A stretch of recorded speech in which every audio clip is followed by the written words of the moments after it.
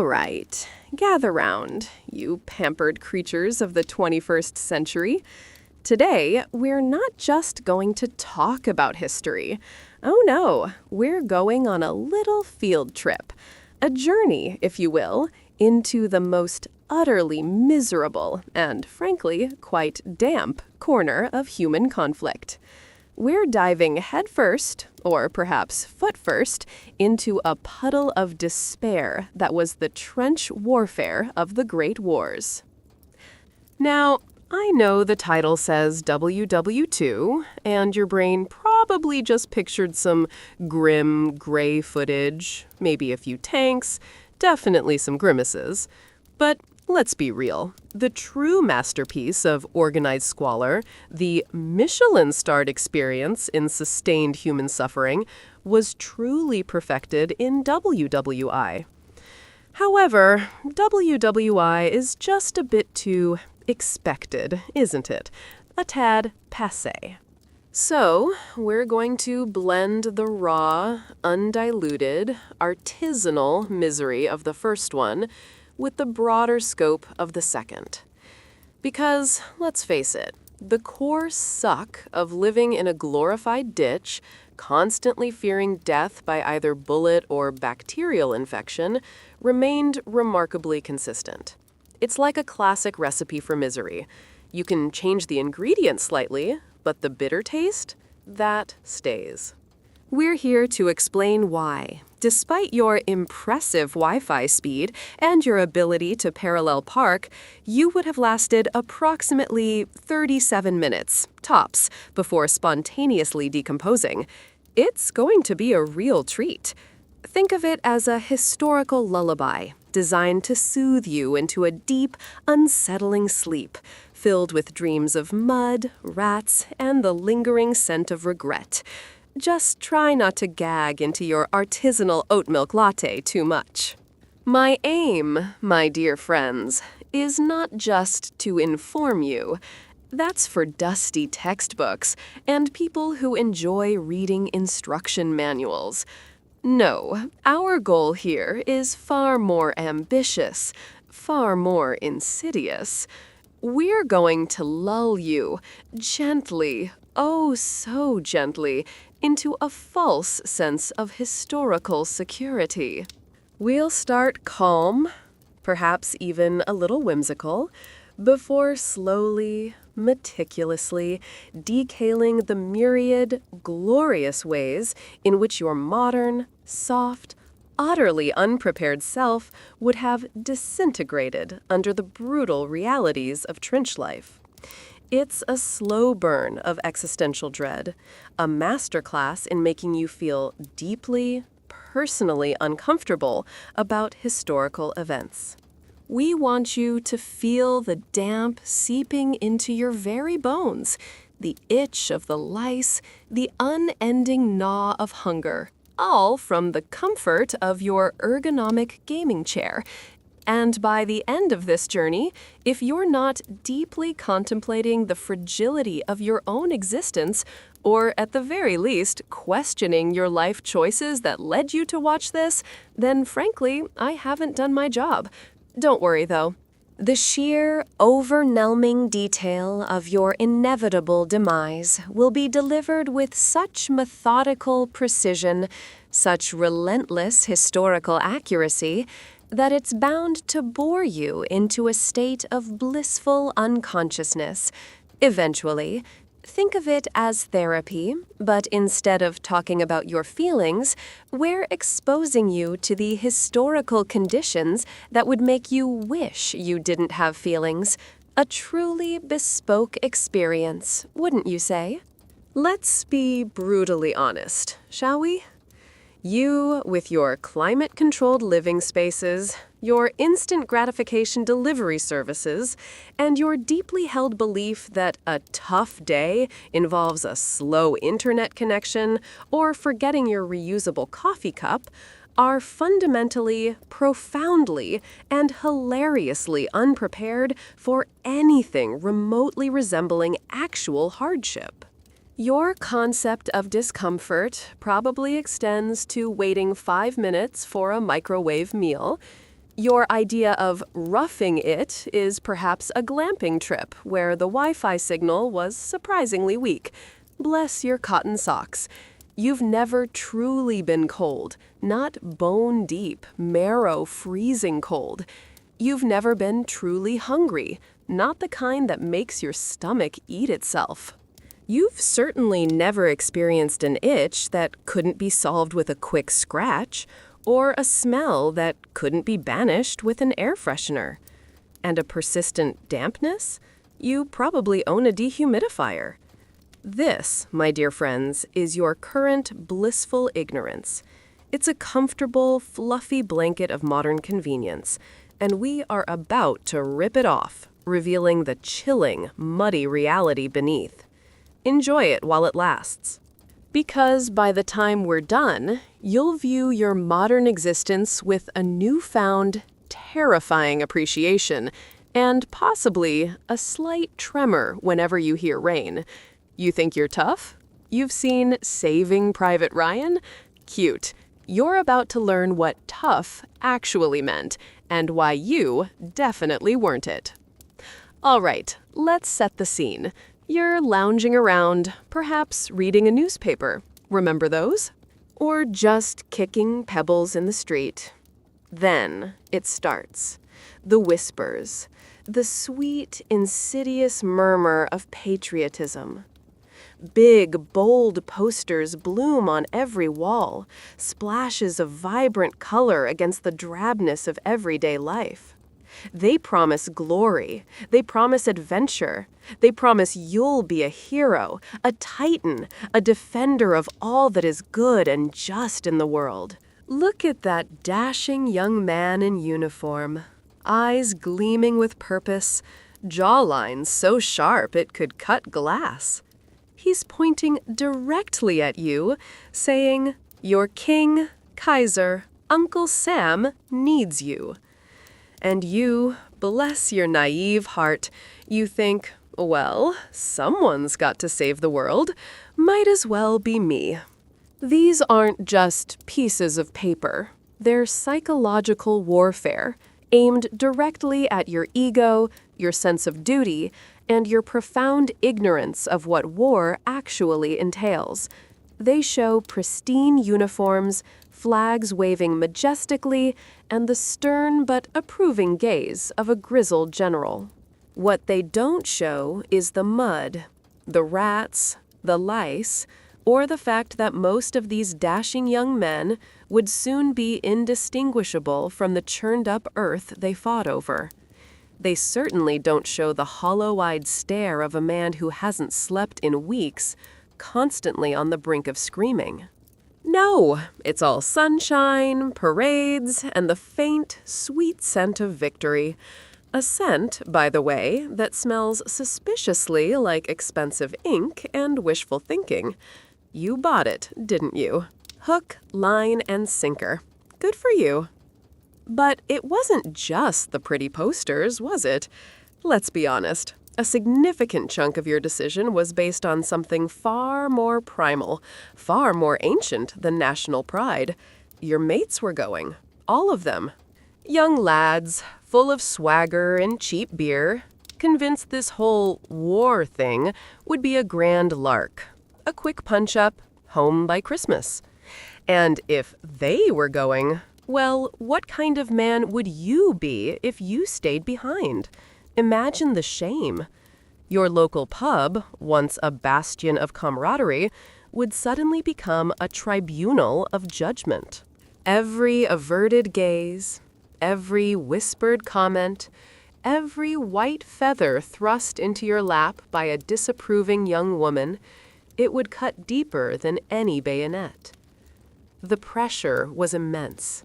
A suffocating blanket of expectation that only men with an iron will or a severe limp could shake off. It was a toxic cocktail of societal norms, a twisted expectation that manhood was proven by your willingness to march towards certain doom. The idea of doing your bit became a moral imperative, a badge of honor. To shirk it was to be less than a man, a coward, an outcast.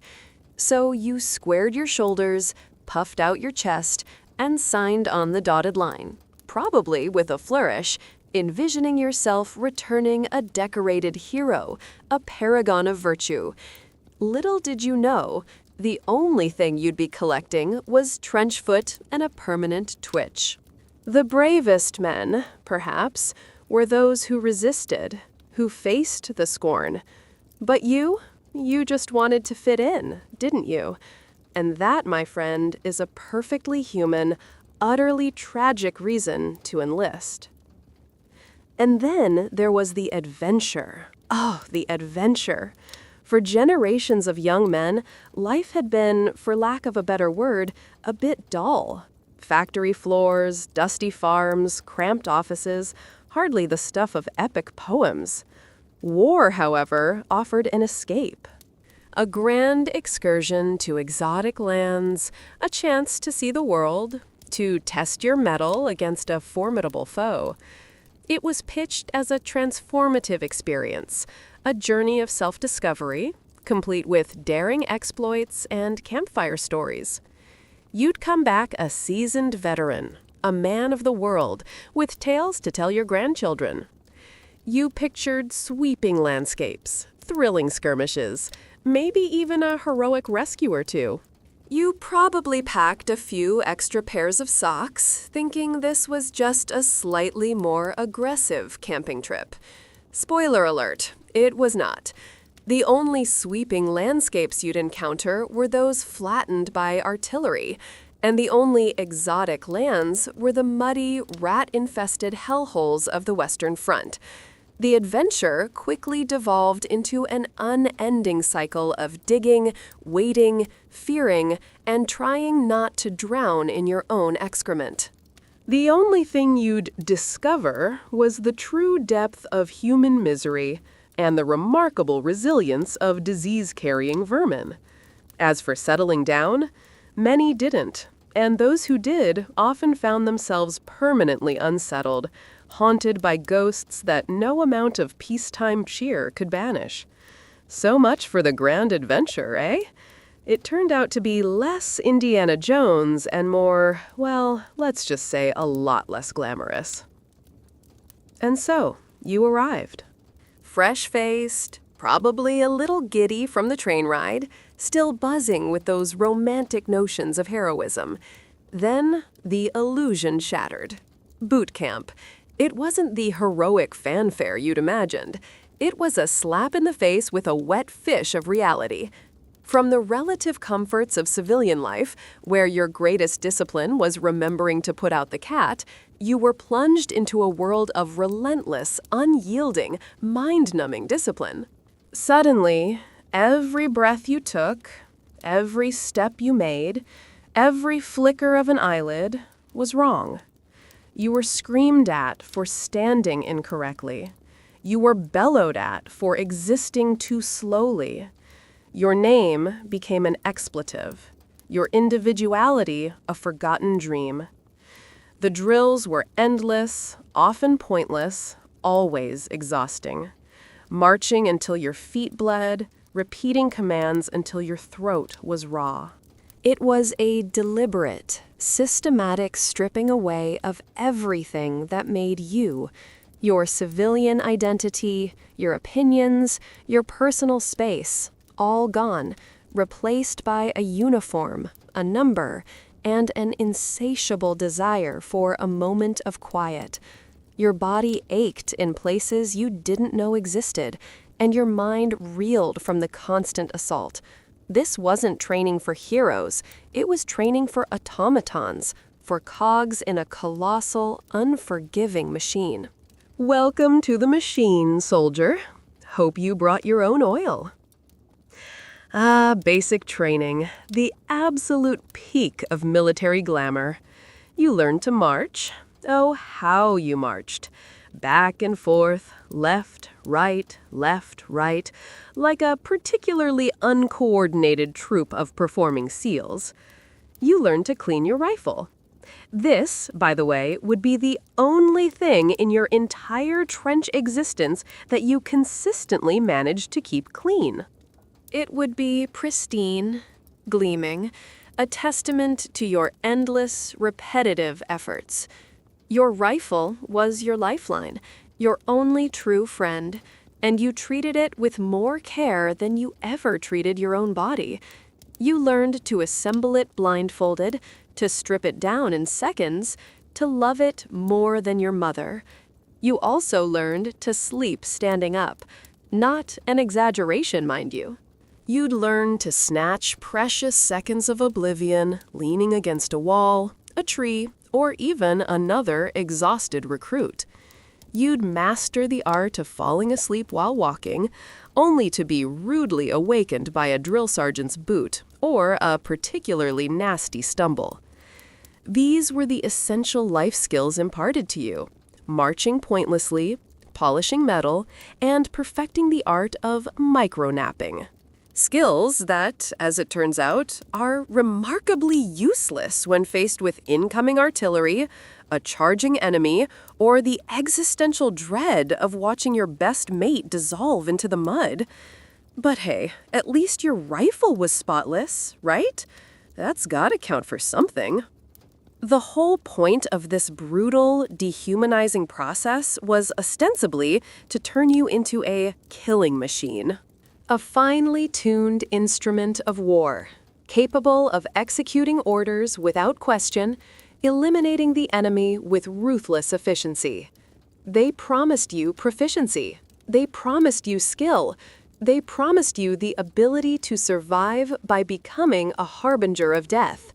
What you actually became was something far more mundane, far less heroic. You became a machine that followed orders. Mostly, a machine that hoped, with every fiber of its being, that it wouldn't be the first one killed. You learned to point a rifle, to pull a trigger, to fix a bayonet with a satisfying click.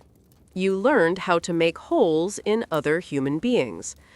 But the subtle nuances of actual combat, the sheer unpredictable chaos of it all, that was something boot camp couldn't teach you. It taught you how to perform a series of choreographed movements to respond to specific commands. It did not teach you how to maintain your sanity when faced with the unspeakable. So, while you could indeed field strip your rifle in record time and march in a perfectly straight line, the true test was yet to come. And that test, my friend, was less about proficiency and more about sheer dumb luck. And a lot of mud.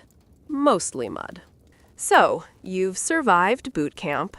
Congratulations! You're officially a fully fledged, government-issued piece of soon-to-be expendable equipment. Now comes the transport. The journey. Not a cruise, sadly. More like a particularly grim school trip, but with significantly higher stakes. You're crammed into a train carriage, probably a livestock car repurposed for human cargo, or at best a third-class carriage designed for minimal comfort even in peacetime. The benches are hard, unforgiving wood, digging into your already aching backside.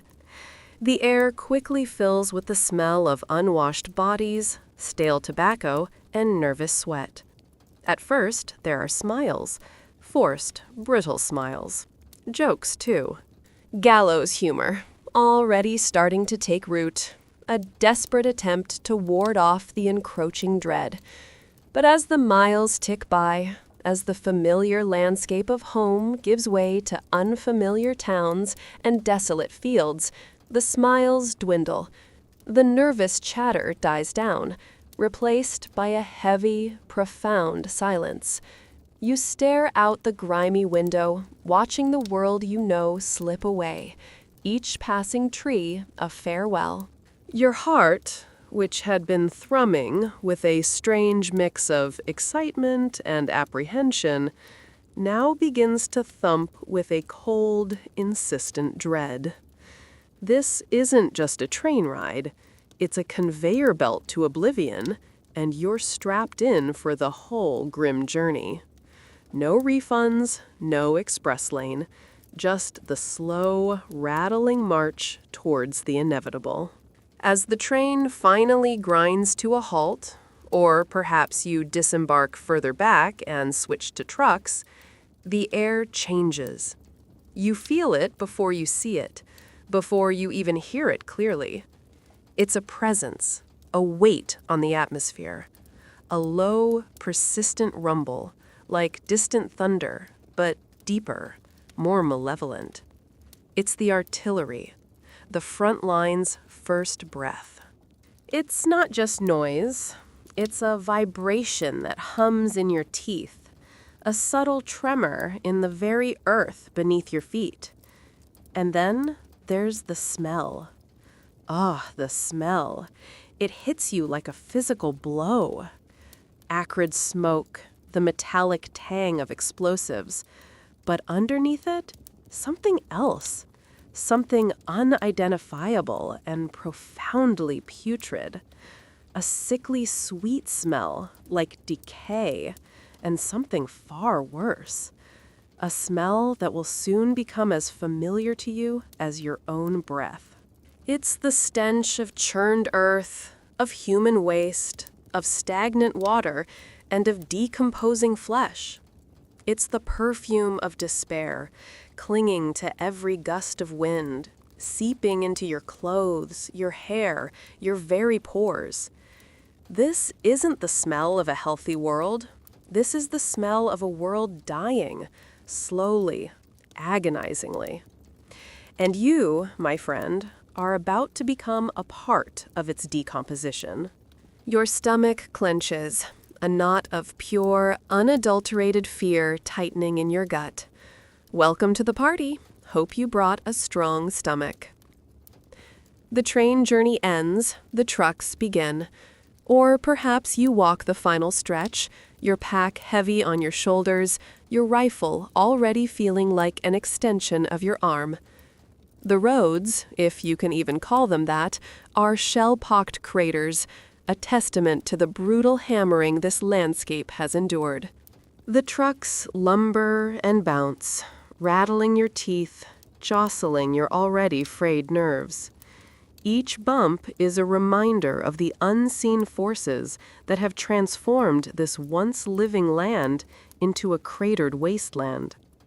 The eerie silence between artillery barrages becomes almost unbearable. It's not a peaceful silence. It's a pregnant pause, a held breath before the next scream. The only sounds are the creaking of the vehicle, the crunch of gravel under tire, and the frantic, incessant thumping of your own heart against your ribs. Every shadowed shape, every twisted tree, every overturned cart seems to hold a silent menace. You strain your eyes, trying to peer into the gathering gloom, trying to make sense of this alien world. The stories you've heard, the horrific tales whispered in hushed tones, begin to replay in your mind, no longer distant fictions, but terrifying premonitions. This isn't an approach, it's an infiltration into hell itself, and you're walking right into the maw, wide-eyed and utterly terrified. And guess what? There's no turning back. Then you see it, or rather, you don't see what you expect. No majestic battlements, no heroic charges. Just nothingness. A horizon of absolute despair. The landscape itself has been savaged, chewed up, spat out, and then chewed up again by a relentless, indifferent god of war. Trees? Reduced to skeletal stumps, their splintered branches reaching like desperate, broken fingers towards a sky that has long ceased to care. Buildings? Mere rubble, piles of brick and stone that whisper tales of lives abruptly ended, homes violently unmade. And over it all, an unending, undulating sea of mud. It stretches to the horizon, a viscous, brown, primordial soup that seems to absorb all light, all hope. It's not just dirt, it's a living, breathing entity, a monstrous maw ready to swallow everything whole. It sucks at your boots, clings to your uniform, and seeps into your very soul. This isn't a battleground. It's a testament to utter destruction, a canvas painted in shades of desolation and decay. Any romantic notions you harbored about war dissolve instantly, replaced by a cold, hard knot of terror. This is where you'll be living, fighting, and likely dying. Hope you packed your optimism, because this place is going to try its damnedest to drown it in a puddle of despair. Now for your official entry. No red carpet, no grand archway. Your entrance exam into this purgatory begins with the communication trenches. These aren't pleasant, open pathways. Oh no. These are narrow, winding, claustrophobic tunnels carved out of the earth, often just wide enough for one body, barely. The walls are slick with perpetual damp, often reinforced with sandbags, sometimes just raw, unstable earth. The floor? A treacherous, knee-deep churn of mud and stagnant water. You shuffle forward, bent double to avoid potential sniper fire, your rifle scraping against the muddy walls. The air is thick, heavy, carrying the familiar, nauseating cocktail of smells that will soon define your existence. Every step is a struggle, a sucking sound as your boots fight against the viscous grip of the mud. You can't see around the next bend, can't tell what horror awaits. It's a literal maze, but instead of cheese at the end, there's just more tunnels, more mud, more dread. This isn't an entrance, it's a descent. A gradual submersion into a world designed to break you down, bit by agonizing bit. You're not just walking, you're being swallowed, slowly, inexorably, by the very earth itself. And this, my friend, is just the welcoming committee. And then you arrive, your new apartment. Congratulations! It's not quite the loft conversion you were dreaming of, but it certainly has character. By character, I mean it's a cold, damp, earth-walled dugout, sometimes just a niche carved into the side of the trench, sometimes a slightly more elaborate hole, perhaps even reinforced with a few planks of scavenged wood. But fundamentally, it's a hole in the ground. It's slightly less comfortable than a grave, because at least a grave implies some finality. This, however, is your living space. Here you will eat, attempt to sleep, and try desperately to avoid the ever-present water seeping through the walls. The air is thick with the scent of wet earth, mildew, and the unmentionable. Light? Perhaps a flickering candle, if you're lucky, casting long, dancing shadows that make the rats look even bigger. Privacy, an amusing concept. You'll be sharing this glorious abode with your comrades, your rifles, your dwindling rations, and an enthusiastic population of vermin. This isn't a home. It's a temporary holding cell, a desperate attempt to shield yourself from the elements and the relentless onslaught of incoming metal. And guess what? It won't work perfectly. So settle in, make yourself uncomfortable. You're going to be here a while. Or, maybe not. The trench always gets its due. So, you're in the trench. Now, you might be thinking, why not just dig a straight line? Efficient, direct, easy? Ah, my sweet summer child, that's where your modern, logical brain gets you killed. In the glorious, soul-crushing wisdom of trench warfare, straight lines were an absolute no-go. Imagine a machine gunner, perched across no man's land, looking down a straight stretch of trench. One burst of fire, and he could essentially enfilade the entire line, mowing down dozens of soldiers like a particularly gruesome game of bowling. Not ideal for morale or for, surviving. So instead, you get zigzags, a series of short, straight sections connected by traverses, creating a jagged, uneven line. The idea was that if a shell landed or a machine gun opened fire, the damage would be contained to a single section. A clever design, certainly, but it also meant that every trip to the latrine, every supply run, every movement from one end of the trench to the other became a bewildering, disorienting, labyrinthine shuffle.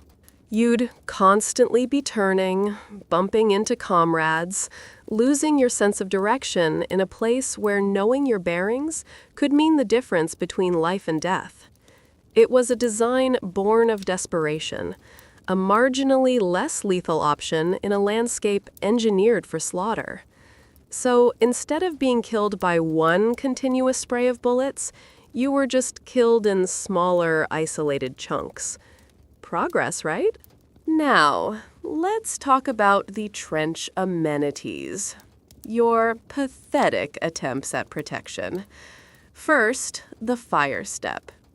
This was a raised ledge, typically about 2 or 3 feet off the trench floor, meant for you to stand on when peering over the parapet to fire at the enemy, or, more likely, to simply gaze with existential dread into no man's land. It was often slippery, muddy, and unstable. One wrong move, and you'd tumble back into the knee-deep sludge, possibly spraining an ankle, or, worse, losing your precious rifle. Then there were the dugouts. We touched on these earlier, your new apartment. These were essentially holes in the trench wall, reinforced to varying degrees. Some were mere scrapes, barely offering shelter from a light drizzle. Others, particularly in more established sectors, could be quite elaborate, extending many feet underground, with multiple rooms, bunks, and even a stove. But even the best dugouts were fragile. A direct hit from an artillery shell would turn them into instant mass graves, burying everyone inside in tons of earth. They offered a false sense of security, a fleeting illusion of safety from the elements and the constant hail of metal. You'd huddle inside, listening to the incessant thud and whistle of incoming shells, knowing that any moment your little earthen cocoon could become your coffin. Fun times. And finally, the decorative elements.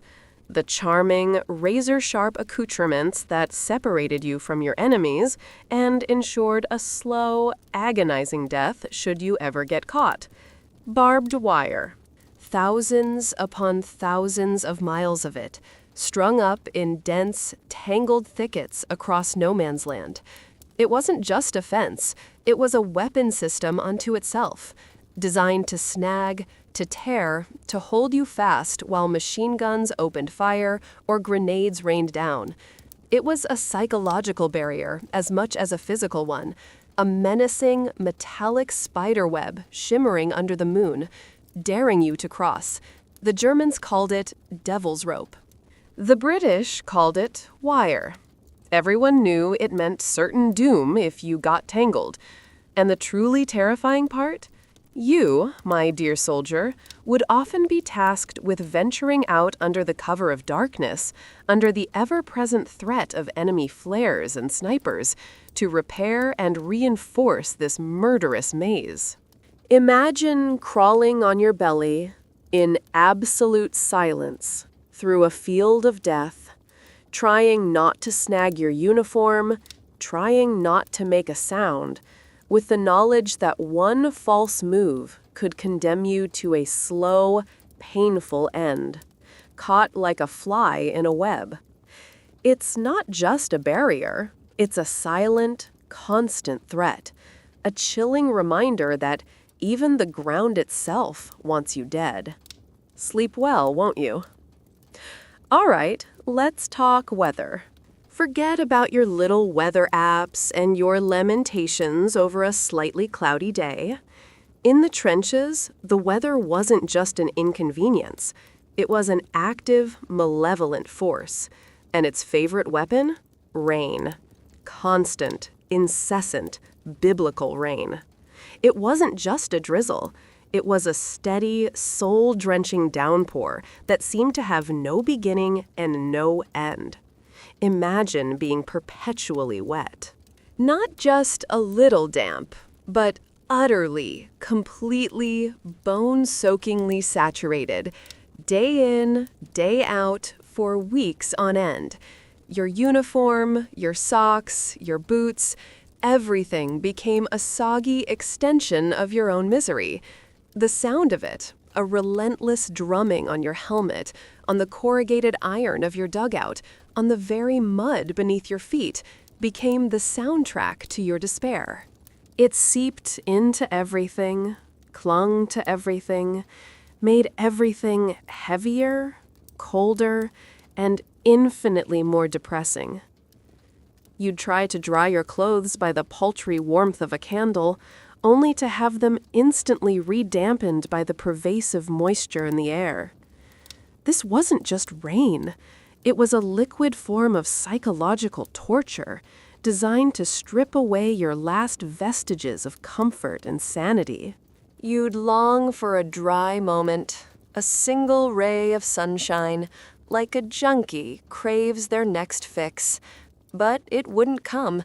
The rain was your new reality, an omnipresent reminder that the world outside had decided you didn't deserve to be dry. Ever. And what does endless rain create? Yes, you guessed it, mud. But not just any mud. This was the primordial, all-consuming, utterly malevolent mud monster of the Western Front. It wasn't just a nuisance. It was a character in itself, a relentless antagonist in your daily struggle for survival. Imagine trying to walk through glue, but glue that wants to actively eat you. It was knee-deep, waist-deep, sometimes even deeper. It swallowed boots with an audible slurp, tearing them from your feet, leaving you stranded and vulnerable. It claimed rifles, packs, and occasionally entire soldiers who, exhausted and weakened, simply slipped and disappeared into its viscous embrace, never to be seen again. This mud was colder, wetter, and more omnipresent than your most meddling mother-in-law. It seeped into your food, coated your face, caked your uniform, and clung to your very eyelashes. It was in your hair, under your fingernails, and quite probably in your soul. Every step was a Herculean effort, draining precious energy you didn't have. It turned the trenches into treacherous, sucking quagmires, communication trenches into sludge-filled canals. It wasn't just an obstacle.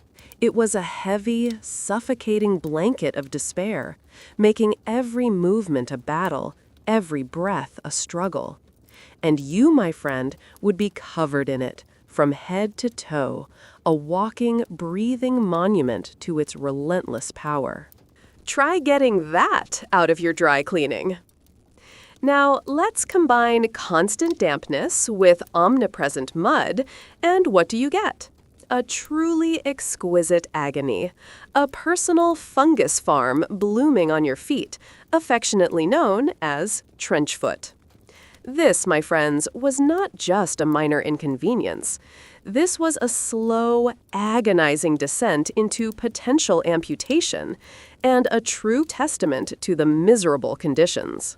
Imagine your feet, perpetually wet, encased in damp, mud-soaked boots for days, weeks, months.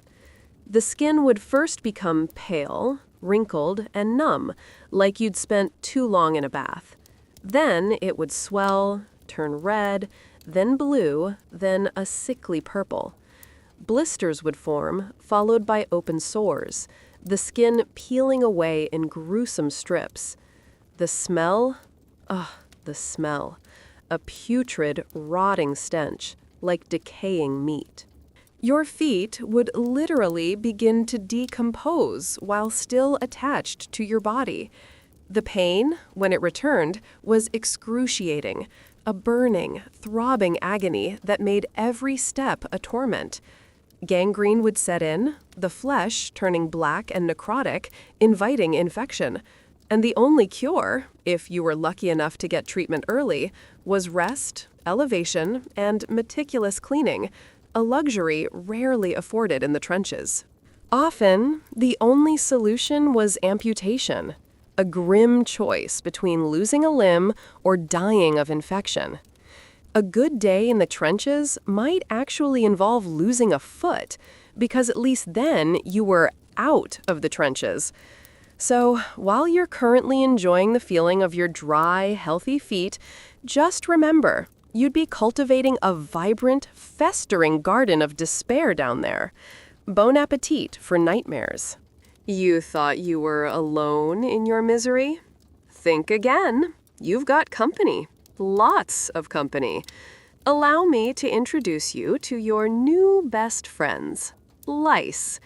These aren't just a few stray critters. This is an entire thriving ecosystem, a bustling metropolis of microscopic bloodsuckers that will take up permanent residence in your uniform, your hair, your beard, and frankly, your very soul.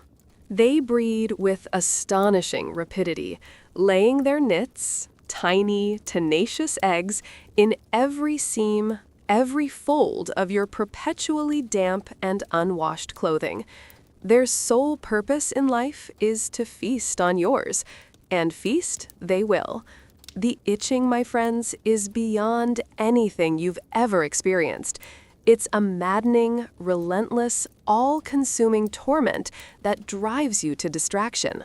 You'll scratch until your skin is raw, until you bleed, only for the itch to return with renewed vigor moments later. Delousing, a desperate attempt to boil or burn them out of your clothes, was a futile exercise.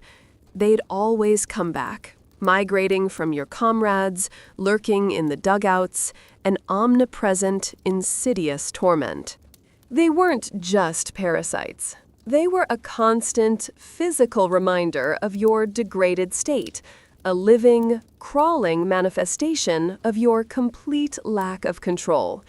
They contributed to trench fever, a debilitating illness, adding sickness to your already monumental discomfort. So enjoy your clean, unbitten skin for now, because in the trenches, you'd be a walking, talking, scratching buffet for an army of tiny, bloodthirsty squatters. If lice were the annoying roommates, rats were the terrifying, aggressive landlords. These weren't your cute little city mice.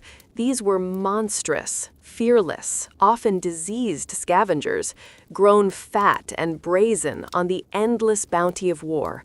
They feasted on everything. Discarded rations? Gone. Your emergency biscuit? Probably nibbled. But more disturbingly, they feasted on the fallen, on the bodies of your comrades, on the unburied dead in no man's land. They grew to an astonishing size, some reportedly as large as cats, their eyes glinting with a chilling intelligence. They didn't fear you. Why would they? You were just another temporary resident, another potential food source. You feared them. You'd hear them scurrying in the dark, scratching at the dugout walls, squeaking and fighting over their gruesome meals. You'd wake up to them crawling over your face, scuttling across your chest. They carried disease, typhus, Wales disease, making every encounter a potential death sentence beyond the bullet. Some soldiers, driven to distraction, would try to kill them with bayonets, with shovels, with their bare hands. But it was a losing battle. For every rat you dispatched, 10 more seemed to materialize from the gloom. They were the undisputed kings of the trenches, the silent, omnipresent overlords, a living, squirming testament to the horror that had consumed this land. And then, as if lice and rats weren't enough, came the flies, swarms of them, millions upon millions, drawn like morbid connoisseurs to the symphony of stench that was the trenches. They buzzed endlessly, a constant, irritating hum that drilled into your already frayed nerves.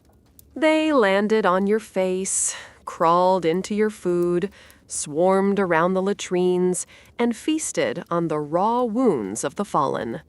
But they weren't just annoying. Oh no. They were tiny, buzzing harbingers of disease.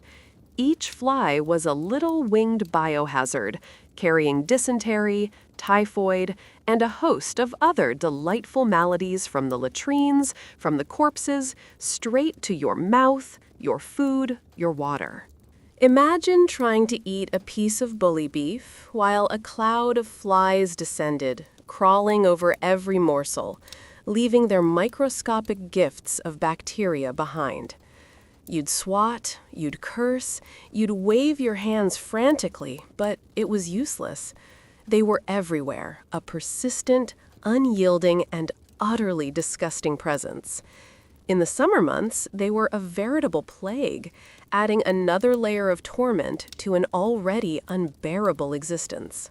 They reminded you constantly of the unsanitary conditions, the omnipresent filth, and the inescapable cycle of decay and disease that defined trench life. So the next time a single fly bothers you in your pristine kitchen, just remember, it could be worse. Much, much worse. All right, let's talk about the olfactory experience of the trenches. Because it wasn't just bad, it was a multi-layered, lingering, soul-searing assault on your nose that would haunt your dreams for the rest of your life. And at the top of this charts, the grand crescendo of putrefaction, was the sweet, sickly smell of decomposing flesh. Imagine the worst thing you've ever smelled. Now multiply that by 1,000. Add a generous dash of cloying sweetness, like rotting fruit mixed with something deeply metallic, almost like old blood. This wasn't a fleeting aroma. It was a permanent fixture, clinging to everything: your uniform, your hair, the very earth itself. Bodies, often unrecoverable from no man's land, lay exposed for weeks, months, or even years, slowly dissolving into the mud, picked apart by rats and flies. Every gust of wind carried the scent, a constant, sickening reminder of what awaited you. It permeated the air, seeped into your rations, and became inextricably linked with the taste of everything you consumed. Your senses would become so overwhelmed that you'd barely notice it after a while, yet it would still be there, a subtle, insidious background note to your every waking and sleeping moment.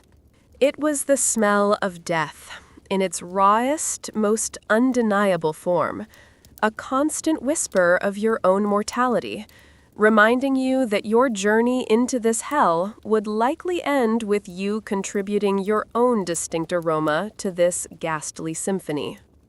As if the scent of death wasn't enough to curdle your stomach, let's add another delightful layer: the aroma of excrement.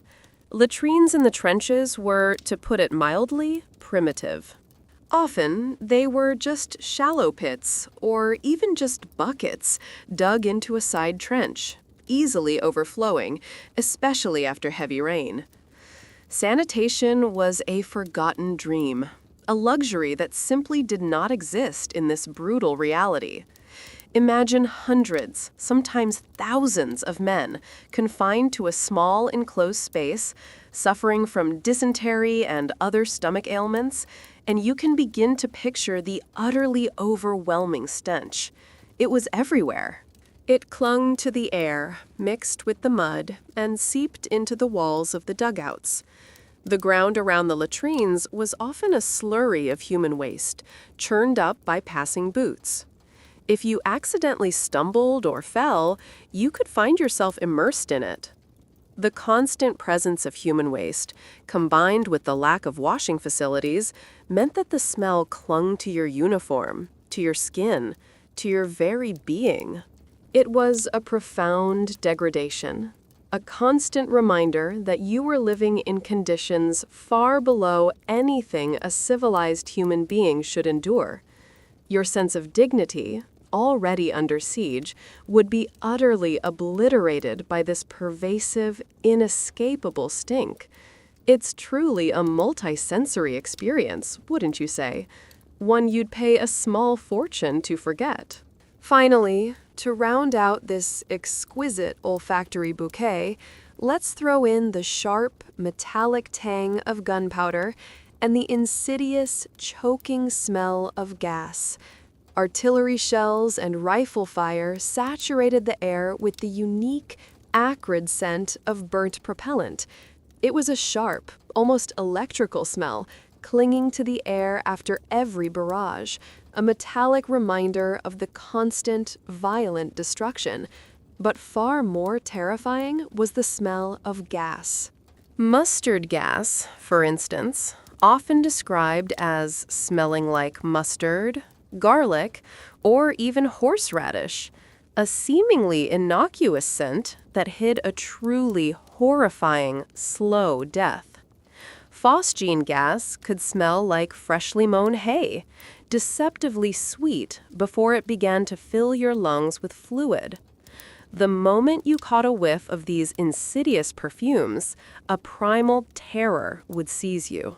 Your heart would pound, your breath would catch, and you'd frantically fumble for your gas mask, knowing that one missed second, one tiny leak, could mean a prolonged, agonizing demise. These weren't just smells. They were alarms, warnings of imminent, painful death. They added a layer of chemical warfare to the organic decay, creating a truly unique and utterly horrifying blend of aromas that would imprint themselves upon your memory forever. You wouldn't just be fighting the enemy, you'd be fighting the very air you breathed.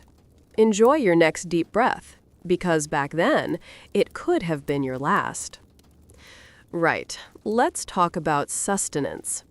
Your culinary journey in the trenches would be less about Michelin stars and more about grim endurance. Your staple diet, the bedrock of your nutritional intake, would be a glorious concoction known as bully beef and biscuits. Bully beef was tinned corned beef, a block of grayish, gelatinous meat that defied description and often digestion. It was bland, fatty, and utterly unappetizing, but it was calories, and calories meant survival. You'd eat it cold, often straight from the tin, sometimes mixed with stale bread if you were incredibly lucky. As for the biscuits, these weren't your delicate shortbreads. These were hardtack, flour and water, baked until they were hard as concrete, capable of breaking teeth, or, if softened, a truly optimistic endeavor, providing a meager, fibrous crunch. They were designed for longevity, not flavor. You could probably use them as building materials. Soldiers often had to soak them in water, or tea, or even their own saliva for an eternity just to make them remotely chewable. This was your fuel for fighting, for digging, for simply existing. It wasn't a meal. It was a pragmatic intake of energy, a desperate attempt to keep your body functioning in the face of absolute deprivation. Don't worry about seasoning, gourmet textures, or satisfying your taste buds. Those concepts simply didn't exist here. Now, imagine eating that every single day for weeks, months. The art of repetition in trench cuisine was truly perfected. Bully beef for breakfast, lunch, and dinner, hardtack for snacks, rinse and repeat. There was no variety, no exciting specials, no unexpected culinary delights. Hunger would transform from an appetite into a constant, dull ache, a state of being rather than a specific craving. Your palate would grow accustomed to the blandness, the sameness, the utter lack of any stimulating flavor. The joy of eating, a fundamental human pleasure, would be completely stripped away, replaced by the grim necessity of consumption. You'd chew mechanically, swallow reluctantly, and endure. Even when other rations, like tinned mekanashi stew or various types of preserved meat, made an appearance, they often just served to reinforce the overall theme of bland, unappetizing fare. The mind-numbing repetition of your diet mirrored the mind-numbing repetition of trench life. The same fear, the same mud, the same food.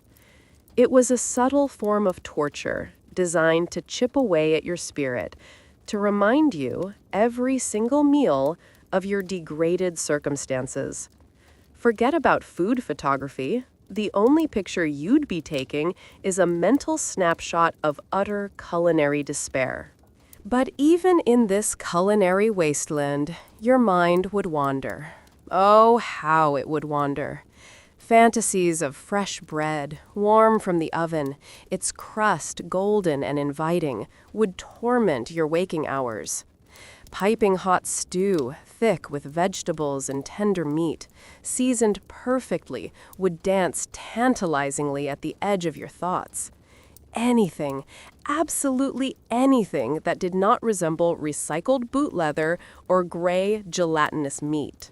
You'd reminisce with your comrades, in hushed, reverent tones, about your mother's roast chicken, your sweetheart's apple pie, the simple pleasure of a fresh egg.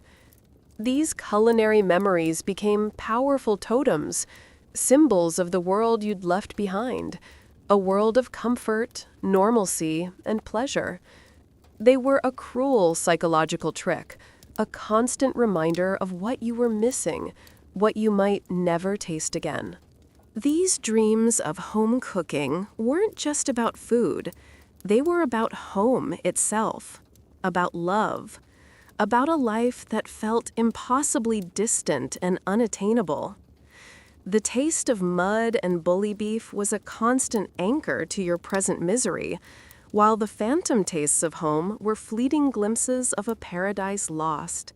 And nothing, not even a bullet, could fully banish those tantalizing, agonizing dreams. So, next time you complain about your takeout order being slightly cold, remember the men who dreamed of fresh bread. You're surrounded by water in the trenches. Muddy, stagnant, disease-ridden water, yes, but water nonetheless. Yet, paradoxically, potable water, water you could actually drink without immediately contracting a horrific illness, was incredibly scarce. Imagine being constantly thirsty, your mouth dry, your throat scratchy, while puddles of undrinkable liquid stretched all around you. Water was brought up to the front lines in heavy, cumbersome containers, often under fire, and rations were strict. Every drop was precious, every sip a guarded luxury. The journey from the rear was often long and perilous, meaning the water itself could be contaminated by the time it reached you, or simply taste foul from sitting in metal containers. You'd learn to conserve every drop, to sip sparingly, to fantasize about a truly clean, refreshing drink. The knowledge that clean water was a lifeline, but an almost impossible one to maintain, was a constant psychological burden. You'd learn to value it more than gold, more than food, more than almost anything. Because without it, your body, already under immense strain, would begin to shut down, slowly, agonizingly. And what happens when desperation sets in and you drink unclean water? You get dysentery. And it's not just a bad stomachache, my friends. This is a debilitating, humiliating, and potentially fatal illness. Imagine violent stomach cramps that double you over. A constant, uncontrollable urge to void your bowels, often accompanied by blood and mucus. You'd be racing to the primitive latrines, or more likely, just finding a convenient corner of the trench, your dignity evaporating with every watery expulsion. The dehydration would be swift and severe, weakening you further, making you an easy target for other diseases, or simply for the enemy. The smell, the constant mess, the utter lack of control over your own bodily functions would be a profound degradation. It would strip you of your strength, your energy, and your self-respect. You'd be too weak to fight, too weak to dig, too weak to even care. In moments of extreme agony and humiliation, you'd be praying for a quick bullet, a merciful end to the relentless internal torment. Dysentery wasn't just an illness. It was a cruel, relentless torture, a slow, watery unraveling of your very being. Even if you managed to avoid the immediate violent onset of dysentery, the constant scarcity of clean water meant that dehydration was a slow, insidious enemy, silently chipping away at your resilience. You wouldn't suddenly collapse, gasping for water. Instead, it would be a gradual, imperceptible weakening. Your mouth would be perpetually dry, your lips cracked and peeling. Your head would throb, a dull, persistent ache. Your muscles, already strained from constant labor and fear, would feel heavier, weaker. Your mind, already battling sleep deprivation and trauma, would become foggy, slow, less able to react to the myriad dangers around you. You'd make mistakes, slow decisions, become more prone to accidents. The subtle weakening of your body and mind would make you even more vulnerable to disease, to exhaustion, to the sudden, unexpected horrors of trench warfare. It was a slow burn, a gradual decline into a state of chronic fatigue and compromised judgment. You might not even realize it was happening until it was too late, until your body simply couldn't keep going. So, the next time you reach for that bottled water, remember the countless soldiers who would have traded everything for just one clean, refreshing sip, and be grateful for every single one. Let's talk about the soundtrack of the trenches. It wasn't exactly soothing jazz, more like a heavy metal concert where the instruments were made of pure destruction. And the lead act? Artillery. Oh, the artillery. It was a constant, omnipresent symphony of impending doom. You'd hear the distant thud, a deep, guttural poff from miles away, signifying a shell had just left its cannon. Then the whistle, a terrifying, escalating shriek, growing louder and louder, closer and closer, telling you, with absolute certainty, that something very large and very deadly was heading your way. Your heart would leap into your throat, your muscles would tense, and you'd instinctively duck, press yourself against the muddy wall of the trench, praying to whatever deity would listen that this one wasn't for you. Then the explosion, an earth-shattering roar that would deafen you, throw mud and debris into the air, and shake the very ground beneath your feet. The concussion alone could knock you off your feet, scramble your brains. And then, before the ringing in your ears even subsided, the cycle would begin again. Thud, whistle, explode, repeat. It was a constant reminder of death, a relentless psychological assault designed to break your spirit, even if the shells didn't break your body. You'd live with this symphony, sleep with it, eat with it.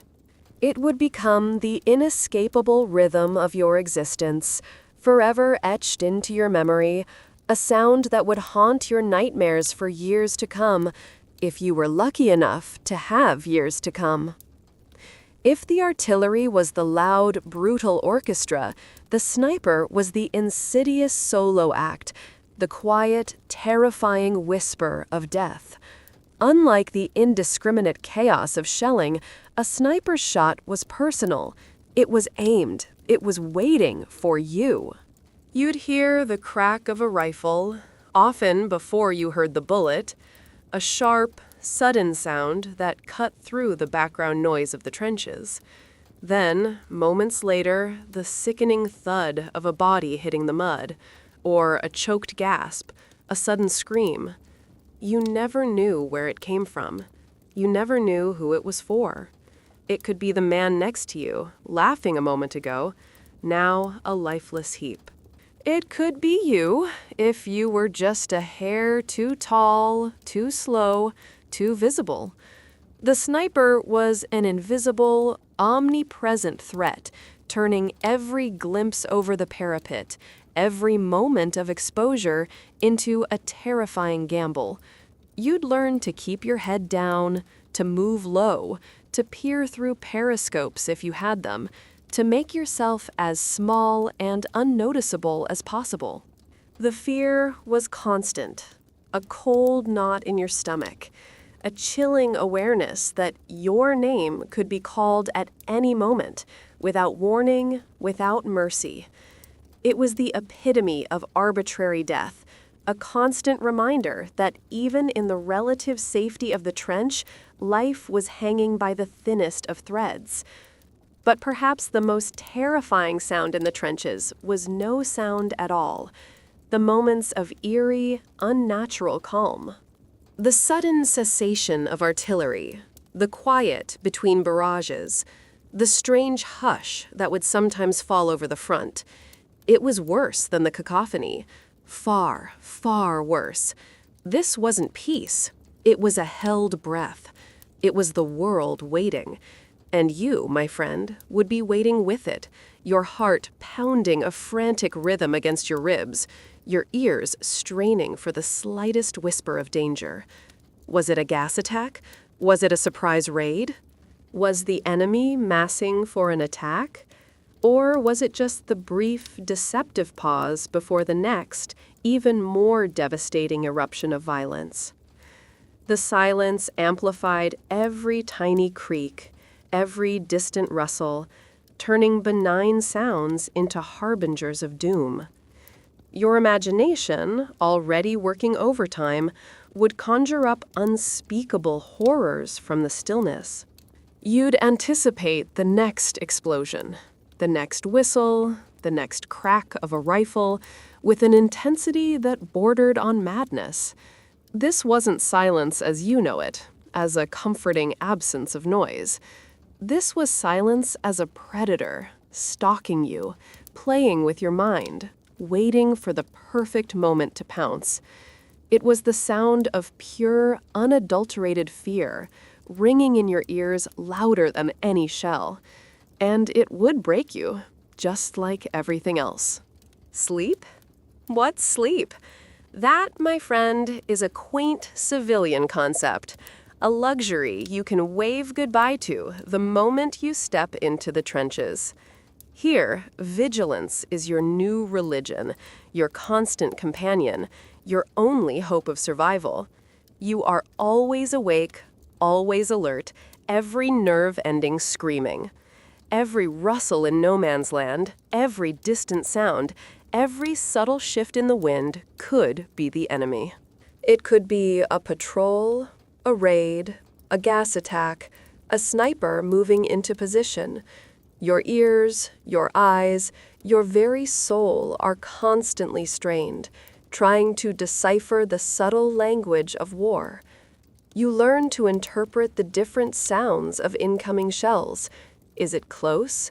Is it ours? Is it theirs? Even as your body screams for rest. This isn't just about staying alive. It's about keeping your comrades alive. The lives of dozens, sometimes hundreds, depend on your acute awareness, your ability to spot danger before it becomes a catastrophe. You're a sentry, a lookout, a human alarm system, and the penalty for failure is death.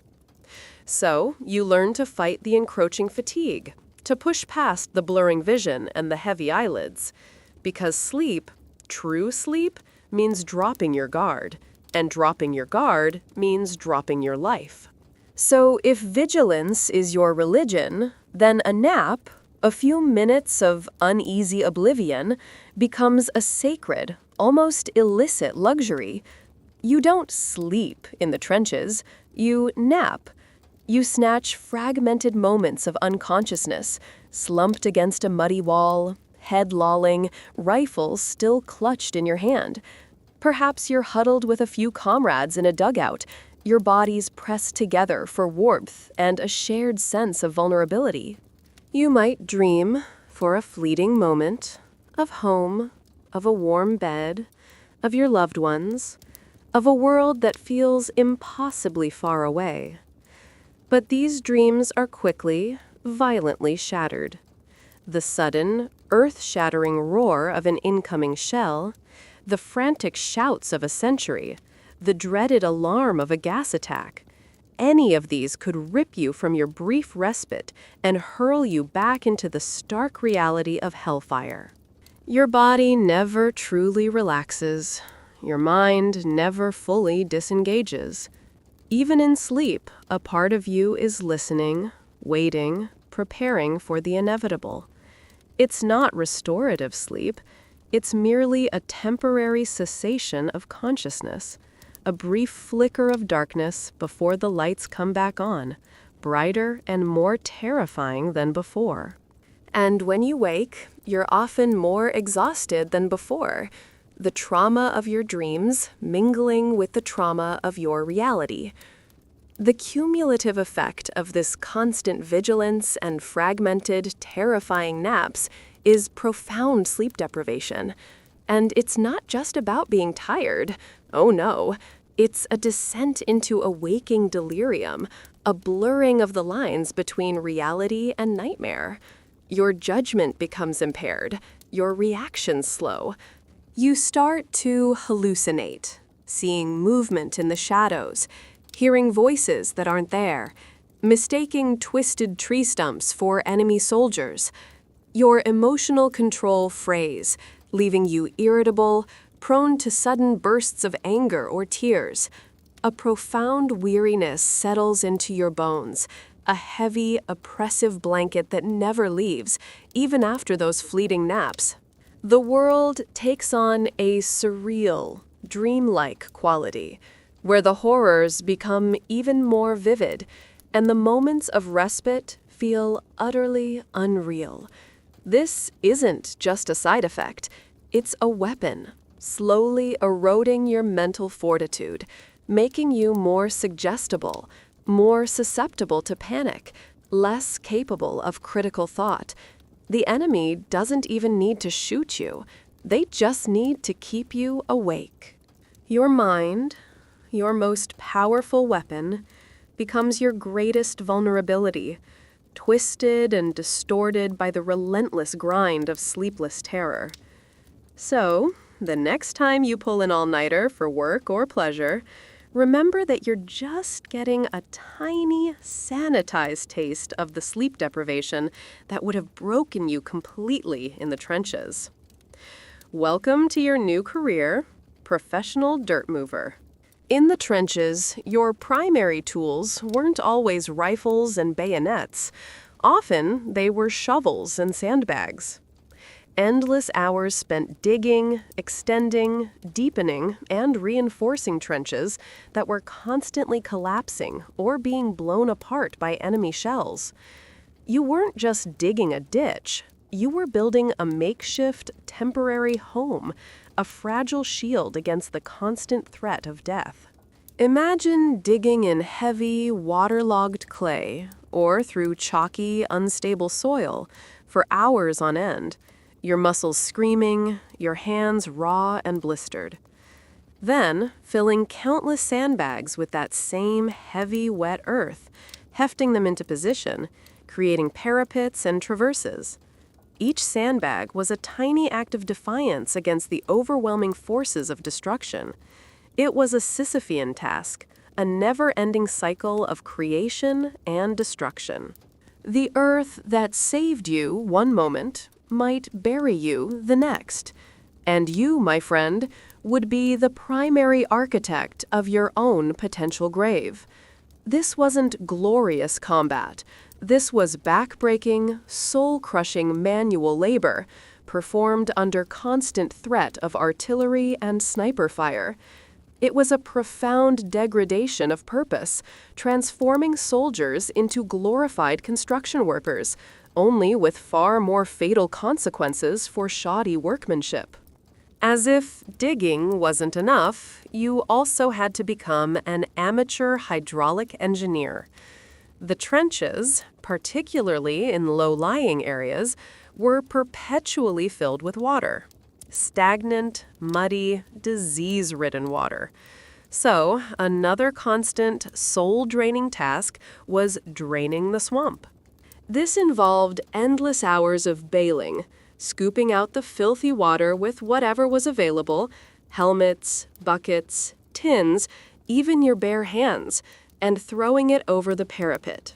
Or, if you were lucky, operating primitive hand pumps that constantly broke down, requiring more manual labor to fix. The water seemed to flow back in as fast as you could remove it, a truly futile battle against an omnipresent enemy. The constant effort was physically exhausting, turning your muscles to jelly, leaving you aching and spent. Your uniform would be perpetually soaked, your hands raw and numb from the cold, filthy water. It was a maddening, repetitive task that rarely yielded lasting results. Just when you thought you'd made progress, a new downpour or a fresh artillery barrage, creating new craters, would send more water flooding back in, negating all your efforts. It was a brutal, physical manifestation of the hopelessness that permeated trench life, a constant reminder of your struggle against forces far greater than yourself. The most insidious aspect of this constant maintenance and labor was its never-ending nature. It was a Sisyphean punishment, but with more mud, more rats, and a higher chance of being blown to smithereens. Just when you finished reinforcing one section of the trench, a shell would land a few yards away, collapsing another.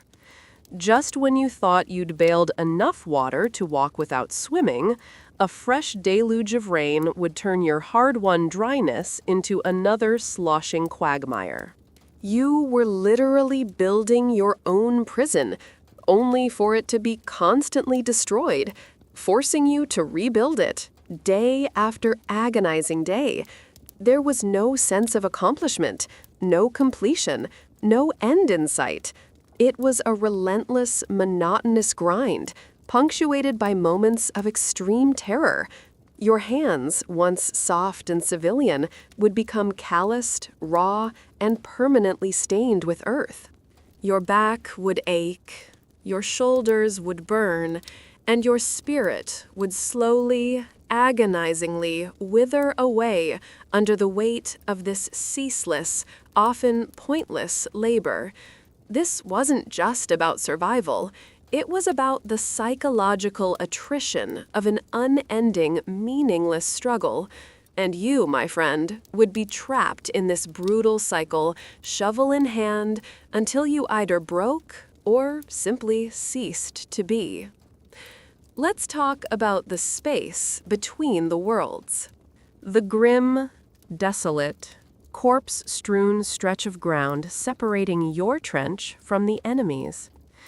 This, my friends, is no man's land. It's not just a patch of dirt. It's the ultimate exclusion zone, a macabre outdoor museum of human folly. A lunar landscape of shell craters, twisted tree stumps, and the bleached bones of countless soldiers from both sides, silently bearing witness to the futility of it all. Nothing grows here except a deep, chilling dread. It's a place of absolute silence, punctuated by sudden, terrifying violence. Every square foot of it has been churned, blasted, and soaked in blood. The wire, the mines, the hidden snipers, everything in no man's land is designed to kill you, slowly or quickly, and leave you there to decompose. It's a psychological barrier as much as a physical one, a constant, visible reminder of the impossible distance between your fragile existence and anything resembling safety. You'd stare out at it, day after day, week after week, knowing that to venture into it meant almost certain death. It's the ultimate symbol of the stalemate, the no-win situation, the place where hope went to die. And often, so did you. And what makes no man's land so particularly delightful? The barbed wire, of course. Thousands of miles of it, strung up in dense, tangled thickets that could humble even the most determined individual. This isn't your garden fence, mind you. This is heavy gauge wire, designed not just to impede, but to tear, to snag, to hold you fast in its cruel embrace. The barbs are like razor-sharp tendrils, ready to rip through flesh and uniform with terrifying ease. Imagine trying to navigate that in the dead of night, in utter darkness, under the threat of flares and machine gun fire. Every snag, every tear could be a fatal mistake, pinning you down, bleeding, screaming, for the enemy to pick off at their leisure. It was an ingenious, horrifying weapon, a passive form of slaughter. It forced attacking waves to slow down, to bunch up, turning them into perfect targets for machine gunners. It transformed advances into agonizing, bloody crawls. It's a loving hug from the enemy, designed to hold you tight until they can finish the job. A truly charming, decorative element, wouldn't you say? One that ensures a slow, painful death if you get stuck, which you invariably would. But the true horror of the barbed wire maze isn't just its existence. It's the fact that you, my dear friend, would often be tasked with repairing and reinforcing it. Under the cover of darkness, with only the pale moonlight or the brief, terrifying glare of enemy flares to guide you, you'd venture out into no man's land. Imagine crawling on your belly in absolute silence through a field of death and razor wire. Every movement is a gamble. Every metallic glint could be a tripwire. Every rustle of wind could be a warning. You'd carry heavy rolls of fresh wire, struggling to maneuver them without snagging yourself, without making a sound that would alert the enemy. The constant fear of a sudden flare, illuminating you in stark relief, making you a sitting duck for a dozen enemy rifles, would be a cold, clammy hand gripping your heart. You'd work in frantic, whispered haste, knowing that your life and the lives of your comrades depended on the strength of this thorny barrier. And then, once your terrifying task was complete, you'd begin the slow, agonizing crawl back to your own lines, relief washing over you, only to be immediately replaced by the crippling guilt of leaving behind those who didn't make it. It was a perverse act of self-preservation, maintaining the very thing that ensured you remained trapped in this hell, a constant reminder that the only way out was often through, or under. All right, let's talk about the indiscriminate nature of death in the trenches. It wasn't always a clean, targeted affair. Often, it was messy, chaotic, and truly indifferent. First up, shrapnel's embrace. When an artillery shell exploded, it didn't just create a neat, contained blast. Oh no, it spewed out hundreds of jagged, red-hot fragments of metal, the shrapnel, in every conceivable direction. These pieces of flying, razor-sharp steel didn't care whose side you were on. They didn't discriminate between friend and foe, brave or cowardly, officer or enlisted. If you were in the wrong place at the wrong time, caught in the blast radius, you became a pincushion. It could tear through flesh, bone, and organs with horrifying ease, leaving grotesque, gaping wounds.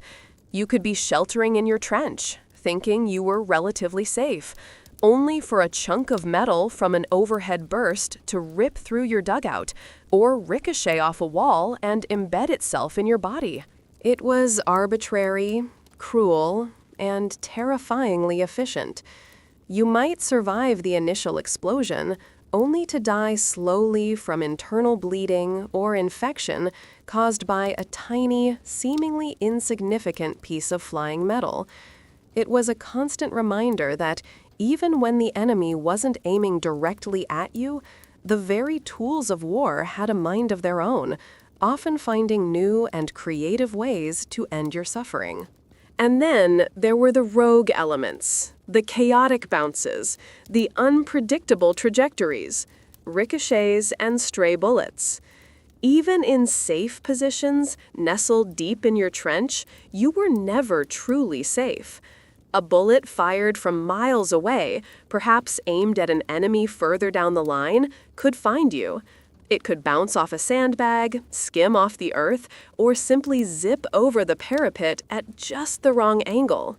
A ricochet, a bullet deflecting off a piece of metal or stone, could come at you from an impossible angle, screaming through the air, completely unexpected. You might hear the distinctive crack whiz of a bullet, only to see it impact the dirt a few feet from your head. Or worse, see it find its mark in a comrade who was just enjoying a quiet moment. It was a constant, low-level anxiety, a reminder that death could come from anywhere, at any time, even from projectiles that weren't strictly meant for you. It added a layer of randomness to an already chaotic existence, making every exposed moment a gamble. You could take all the precautions, stay low, move carefully, but sometimes a bullet just had your name on it, written by fate, not by a sniper's precise aim. And finally, the grim reality that even your own comrades, the men you trusted with your life, could, through sheer exhaustion, nervousness, or tragic accident, be a danger. Accidental discharges.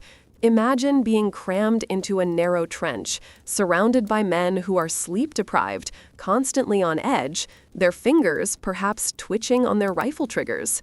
A scumble, a jostle, a dropped weapon, and suddenly a rifle goes off. A deafening blast in the confined space, followed by a moment of shocked silence, then the horrifying realization that someone has been hit. It's a tragic but very real consequence of men operating in such close quarters under such immense stress. An exhausted soldier might forget to put his rifle on safety, or might simply trip, causing an unintended shot. It was a gruesome, ironic twist of fate to survive enemy fire, only to be killed by a friendly, unintentional bullet. These incidents, while rare, were a constant, underlying fear, adding another layer of distrust to an already fragile sense of security. Because in the trenches, the enemy wasn't just across no man's land.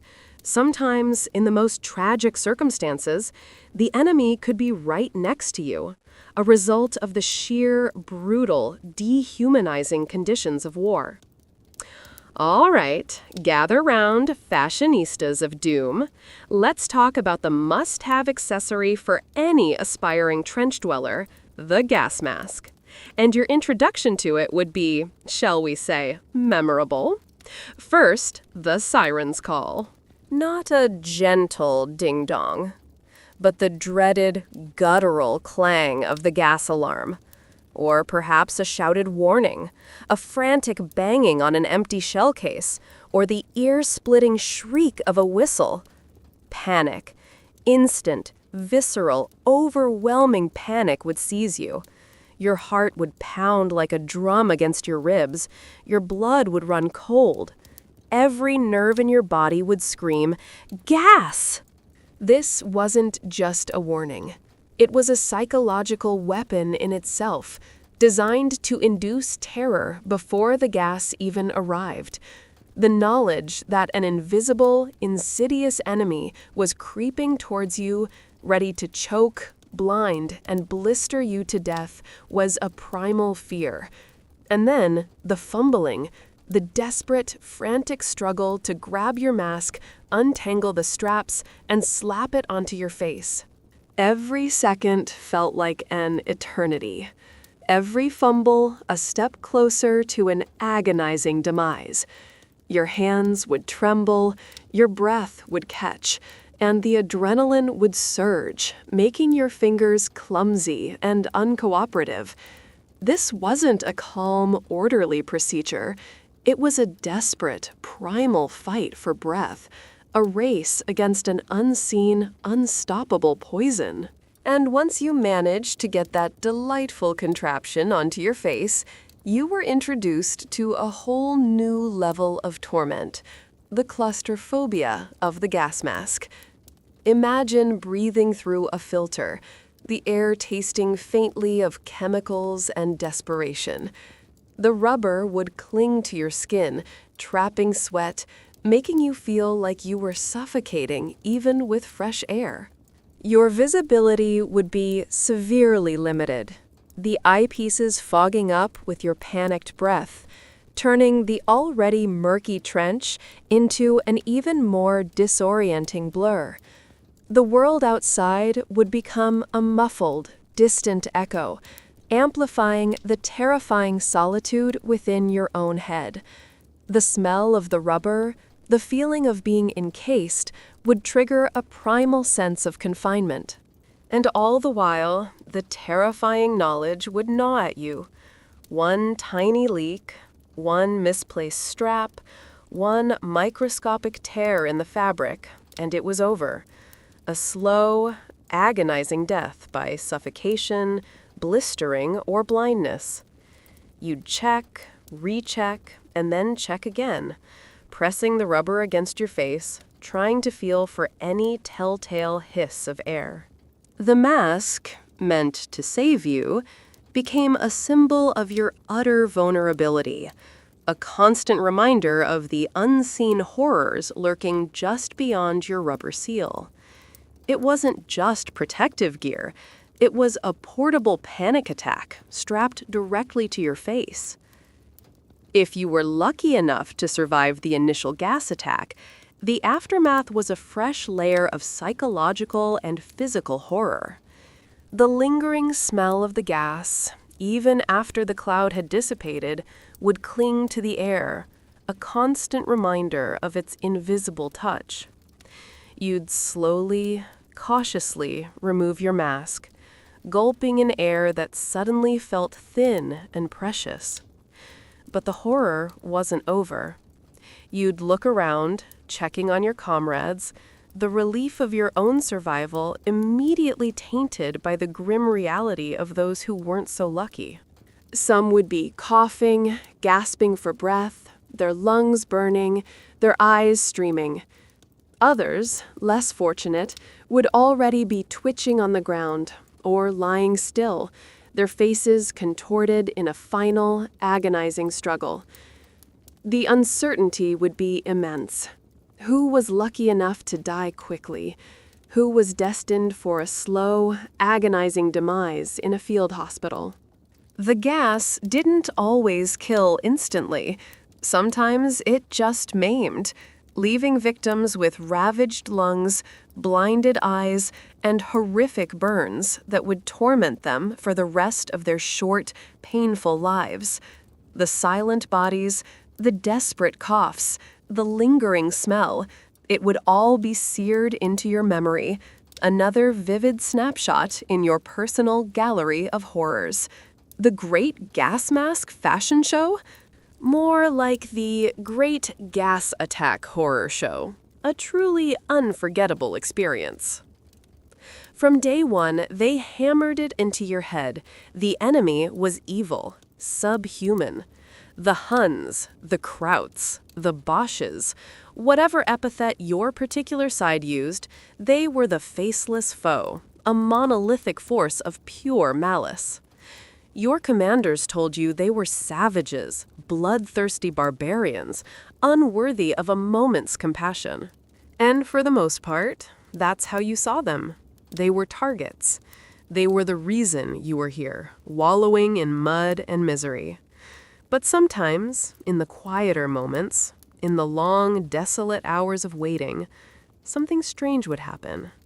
The wind would shift, and you'd hear it. Their songs. Distant, mournful, sometimes surprisingly beautiful melodies drifting across no man's land. You'd hear their coughs, their sneezes, their distant laughter, the unmistakable sounds of human beings. You'd see the flicker of their cigarettes in the dark, just like yours. A fleeting, unsettling realization would creep in. These savages were just like you, cold, hungry, terrified. They had mothers, wives, children, just like you. It was a deeply inconvenient thought, clashing violently with the narrative of pure evil you'd been fed. This wasn't a philosophical revelation. It was just a brief, unsettling glimpse of shared humanity, quickly suppressed, quickly pushed back into the depths of your mind, because to truly acknowledge it would make the killing infinitely harder. And that shared humanity wasn't just in the sounds. It was in the misery itself. You were both stuck in the same hellhole, enduring the same mud, the same rats, the same bone-chilling cold. You both flinched at the same whistle of an incoming shell. You both suffered from the same lice, the same dysentery, the same trench foot. There was a fleeting, unspoken understanding that transcended nationalistic hatred, an acknowledgement, however brief and unarticulated, that the men across the way were experiencing the exact same degradation, the exact same terror. Sometimes, a tentative truce would form, unspoken but acknowledged. Perhaps for a few hours, the shelling would cease from both sides while stretcher bearers retrieved the wounded. Or maybe, on a particularly cold night, you'd hear an enemy soldier shivering, and for a split second, you'd feel a pang of something akin to empathy, knowing you felt the same. This wasn't fraternization. It was just a recognition of shared suffering, a grim, mutual understanding forged in the crucible of absolute despair. It was a glimpse behind the propaganda curtain, a moment where the enemy became, for a terrifying second, just another poor bastard stuck in the same nightmare. But let's be absolutely clear. Any overt recognition of this shared humanity, any act of fraternization, was strictly forbidden. It was a dangerous game, one that could lead to severe consequences. Imagine trying to exchange cigarettes or even a few words across the wire during a quiet moment. If your officers caught you, or if word got back, you'd be looking at a court-martial, public humiliation, or even a bullet from your own side for treason or cowardice. The military couldn't afford to have its soldiers viewing the enemy as anything but a monster to be destroyed. So these moments of tentative connection were rare, fleeting, and fraught with extreme danger. The Christmas truce of 1914, where soldiers famously exchanged gifts and played football in no man's land, was quickly shut down by the high commands on both sides precisely because it threatened the dehumanizing narrative essential for war. It was a dangerous chink in the psychological armor, a crack in the wall of hatred. So you learn to suppress those inconvenient pangs of recognition, to harden your heart, to revert to the comforting and safer narrative of the faceless foe. Because in the trenches, it wasn't just the enemy's bullets that could kill you. It was also your own empathy. And that, my friend, is a truly dark truth. All right, you've spent days, weeks, maybe months staring at no man's land, imagining every horror it contains. Now it's time to actually go into it. Congratulations! Your next adventure is called Reconnaissance. This isn't some glamorous spy mission. It's blind man's bluff with death as the dealer. Under the pale moonlight, or more often, in pitch-black darkness, you'd creep out of your trench, through the barbed wire, and into that desolate expanse. Your mission? To gather intelligence, to find out what the enemy was up to. Were they digging new positions? Were they planning an attack? Were they laying new wire? You'd crawl on your belly, through the mud, over the bodies of the forgotten dead, trying not to make a sound, trying not to snag yourself on a tripwire or step on a hidden mine. Every rustle of wind, every snap of a twig would send your heart leaping into your throat. Your senses would be on hyper alert, straining for the slightest sign of the enemy. The fear would be a cold, clammy hand gripping your gut, making every breath a conscious effort. It was a deeply isolating experience, a solitary dance with death, knowing that if you were caught, there would be no help, no rescue, just a slow, painful end in the brutal anonymity of no man's land. If reconnaissance was a quiet, terrifying stroll, raids were a quick, brutal sprint into utter chaos. These were small, targeted attacks on enemy trenches, often carried out at night, with the aim of capturing prisoners for interrogation, destroying a dugout, or simply sowing terror.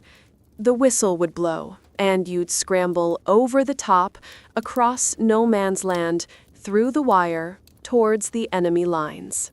It was a terrifying, adrenaline-fueled dash, your senses overwhelmed by the din of your own side's supporting fire, the screams of the enemy, and the frantic pounding of your heart. The combat was swift, violent, and incredibly intimate. Bayonets, grenades, shovels, whatever you could get your hands on. It was a blur of brutal, hand-to-hand fighting where primal instinct took over. You'd be looking into the terrified eyes of the enemy, knowing it was either them or you. These raids were often fruitless, achieving little more than adding more bodies to the already staggering count. But they were a necessary evil, a way to keep the enemy on edge, to gather intelligence, and perhaps to let off a bit of steam from the constant boredom and terror of trench life. You'd return, if you returned at all, covered in mud and blood, shaken to your core, the image of what you'd seen and done forever seared into your memory. But perhaps the most profound part of any patrol or raid was the return. The overwhelming, almost intoxicating relief of making it back to your own lines. The physical act of clambering back into your trench, collapsing against the muddy wall, lungs burning, heart hammering, but alive. The initial euphoria, the sheer, unadulterated joy of having survived, would be immense. You'd take deep, shaky breaths, feeling the incredible lightness of still being whole. But this relief was always fleeting, always immediately followed by a profound, crippling guilt. The faces of those you left behind, the friend who stumbled, the comrade who screamed, the anonymous enemy whose life you had just ended, would flash before your eyes. You'd replay the events over and over, wondering if you could have done more, if you should have done something differently. The adrenaline would slowly dissipate, leaving behind a hollow ache, a profound sense of exhaustion, and the chilling realization that you were still here, still alive, while others were not. This wasn't just a return to safety. It was a return to a new kind of suffering, the burden of survival, the weight of memory. And for many, that weight would be far heavier than any pack recarried. This is it, the big one, the moment every soldier dreads. The whistle blows, not a cheerful tune, but a sharp, piercing shriek that cuts through the din of artillery and the fear in your gut. "Over the top!" the command bellows, though it's often drowned out by the roar of the barrage. You scramble up the muddy fire step, your body screaming in protest, your mind utterly numb with terror. And then you run into a literal hail of machine gun fire, a relentless storm of lead designed to scythe down rows of charging infantry like wheat. You leap over the parapet into the pockmarked, corpse-strewn desolation of no man's land, towards the unseen enemy trenches. The weight of your pack, your rifle, your boots in the mud, everything conspires to slow you down, to make you an easier target. Your comrades fall around you, silent or screaming, turning the ground into a fresh carpet of bodies. It's a primal, desperate dash for survival, a charge of the doomed, where courage is less a virtue and more a temporary madness, fueled by adrenaline and the sheer, unadulterated terror of staying put. This isn't strategy. It's an act of collective suicide, a grotesque gamble with human lives. And you, my friend, are one of the chips on the table, desperately hoping your number isn't up this time. If you're one of the lucky few who makes it across no man's land, past the wire, past the machine guns, and into the enemy trench, you're faced with a new, horrifying reality: close quarters combat. All those bayonet drills, all those thrusts and parries against straw dummies suddenly become terrifyingly real. This isn't distant shooting. This is intimate, brutal, hand-to-hand fighting. You're looking directly into the eyes of another human being, seeing their fear, their desperation, their resolve. And then you try to kill them with a bayonet, a shovel, a rifle butt, whatever primitive weapon you have at hand. The clang of metal on metal, the grunts, the screams, the sickening thud of impact. It's a horrifying symphony of brutality. The smell of sweat, blood, and fear is overwhelming. There's no room for hesitation, no time for moral contemplation. It's kill or be killed, a desperate, primal struggle for survival. You're not fighting an abstract enemy. You're fighting another terrified man, just like you, in a confined, muddy space. The memories of this intimate horror, the faces, the sounds, the feeling of flesh giving way, these will haunt you far more profoundly than any distant shell burst. In those moments of close quarters combat, something fundamental within you would break. Civilization, decorum, all the social niceties that make us human, they crumble away. You're reduced to a primal instinct for survival. A guttural roar would escape your throat, a sound you never knew you possessed, a sound of pure, unadulterated, animalistic rage and fear. It's not just a battle cry. It's a release, an unleashing of every repressed emotion, every ounce of terror and frustration you've accumulated in the trenches. Your movements become crude, desperate, fueled by adrenaline and a terrifying urgency. You're no longer a thinking, rational being. You're a creature fighting for its life, a savage in the mud. The line between soldier and animal blurs, then vanishes entirely. The humanity you tried so desperately to cling to, the empathy you occasionally felt for the enemy across the way, is utterly obliterated in this raw, violent struggle. And when it's over, if you're still standing, you're left with the horrifying realization of what you've just done, of what you've become.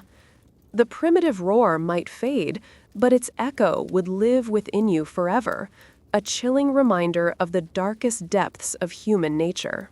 So, you're hit.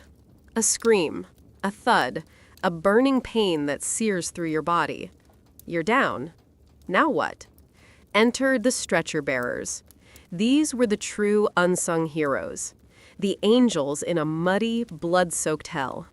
They were unarmed, often under direct fire, venturing into the carnage of no man's land, or navigating the treacherous, shell-torn trenches to retrieve the wounded. Imagine crawling through a hail of bullets, through thick mud, over bodies, to reach a screaming, bleeding comrade. Their courage was immense, their dedication unwavering. They didn't carry rifles. They carried stretchers, first aid kits, and an almost superhuman resolve. They worked tirelessly, often for hours on end, their uniforms caked in mud and blood, their faces grim with exhaustion and grim determination. They were the first flicker of hope for the wounded, the bridge between agonizing pain and a slim chance of survival. But their own lives were constantly at risk. Many were killed or wounded themselves, sacrificing everything to bring a glimmer of mercy to a world steeped in brutality. So if you were lucky enough to be found, it was thanks to these brave souls, these harbingers of tenuous salvation, who diced with death simply to ease the suffering of others.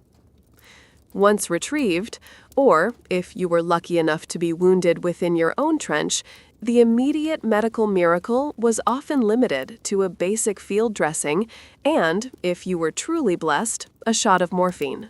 The field dressing was a sterile pad and bandage, designed to staunch the bleeding, to cover the gaping wound, to offer a rudimentary barrier against the omnipresent infection. It was a desperate attempt to buy time, to prevent you from bleeding out in the mud. And then, the morphine. Oh, the morphine.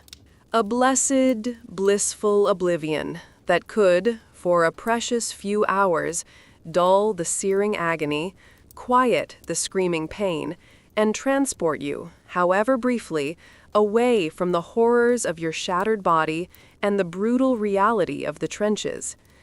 It was a temporary reprieve, a chemical balm against the unimaginable, but it was often scarce, reserved for the most severe cases, or those whose suffering was deemed insurmountable.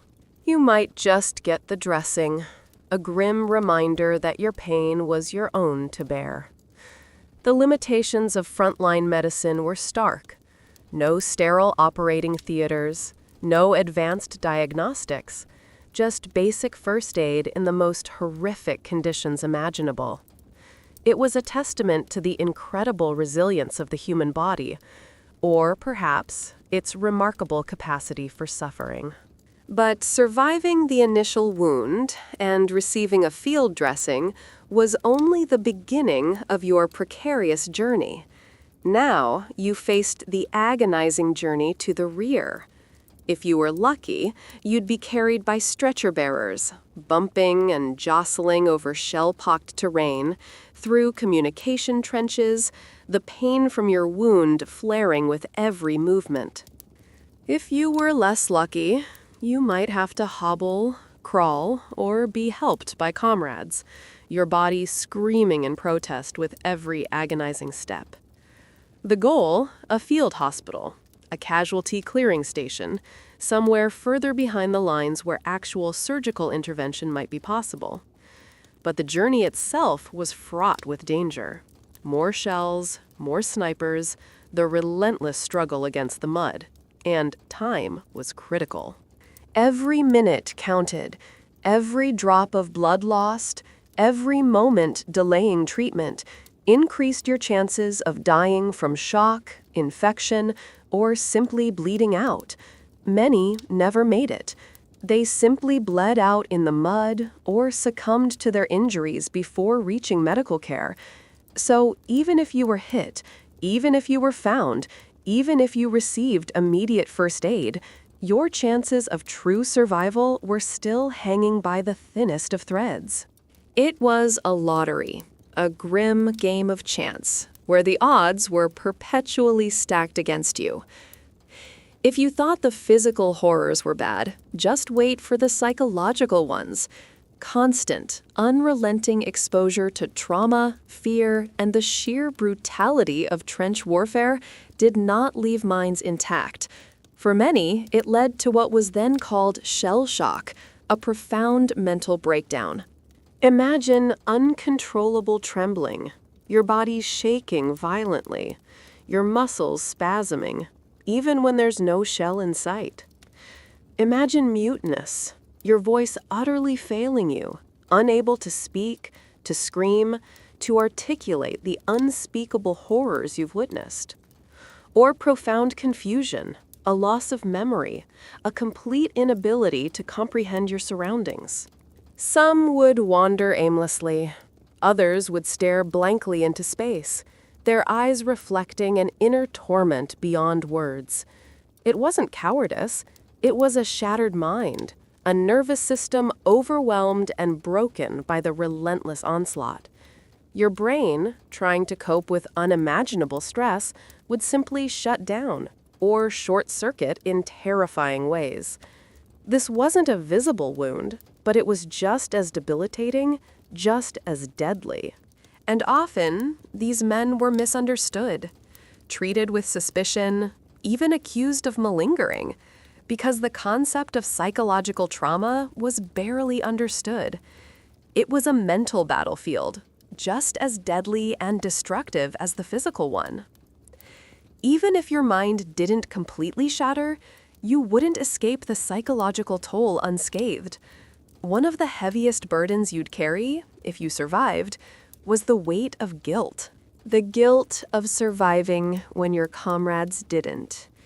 The guilt of seeing unimaginable horrors, of doing unspeakable things, of taking lives, of leaving friends behind. Every time a shell landed, every time a sniper's bullet found its mark, you'd wonder, why them and not me? Why was I spared? This survivor's guilt would gnaw at you, slowly, relentlessly, a constant companion. And the nightmares, the nightmares. The screams of the dying, the faces of the dead, the stench of gas, the mud, the blood, they would replay in vivid, terrifying detail, night after night, ripping you from any fleeting moment of peace.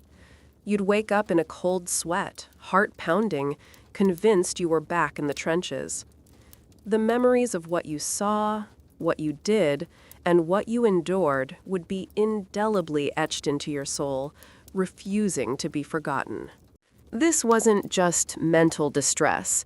It was a profound spiritual wounding, a permanent scarring that would make true peace, true normalcy, an almost impossible dream. Perhaps the most insidious psychological toll was the complete loss of self. The person you were before the war, the eager young man, the hopeful dreamer, the naive adventurer, that person would be gone, irrevocably, replaced by a hollowed-out shell, a shadow of your former self. The war would strip away your innocence, your optimism, your belief in the inherent goodness of humanity.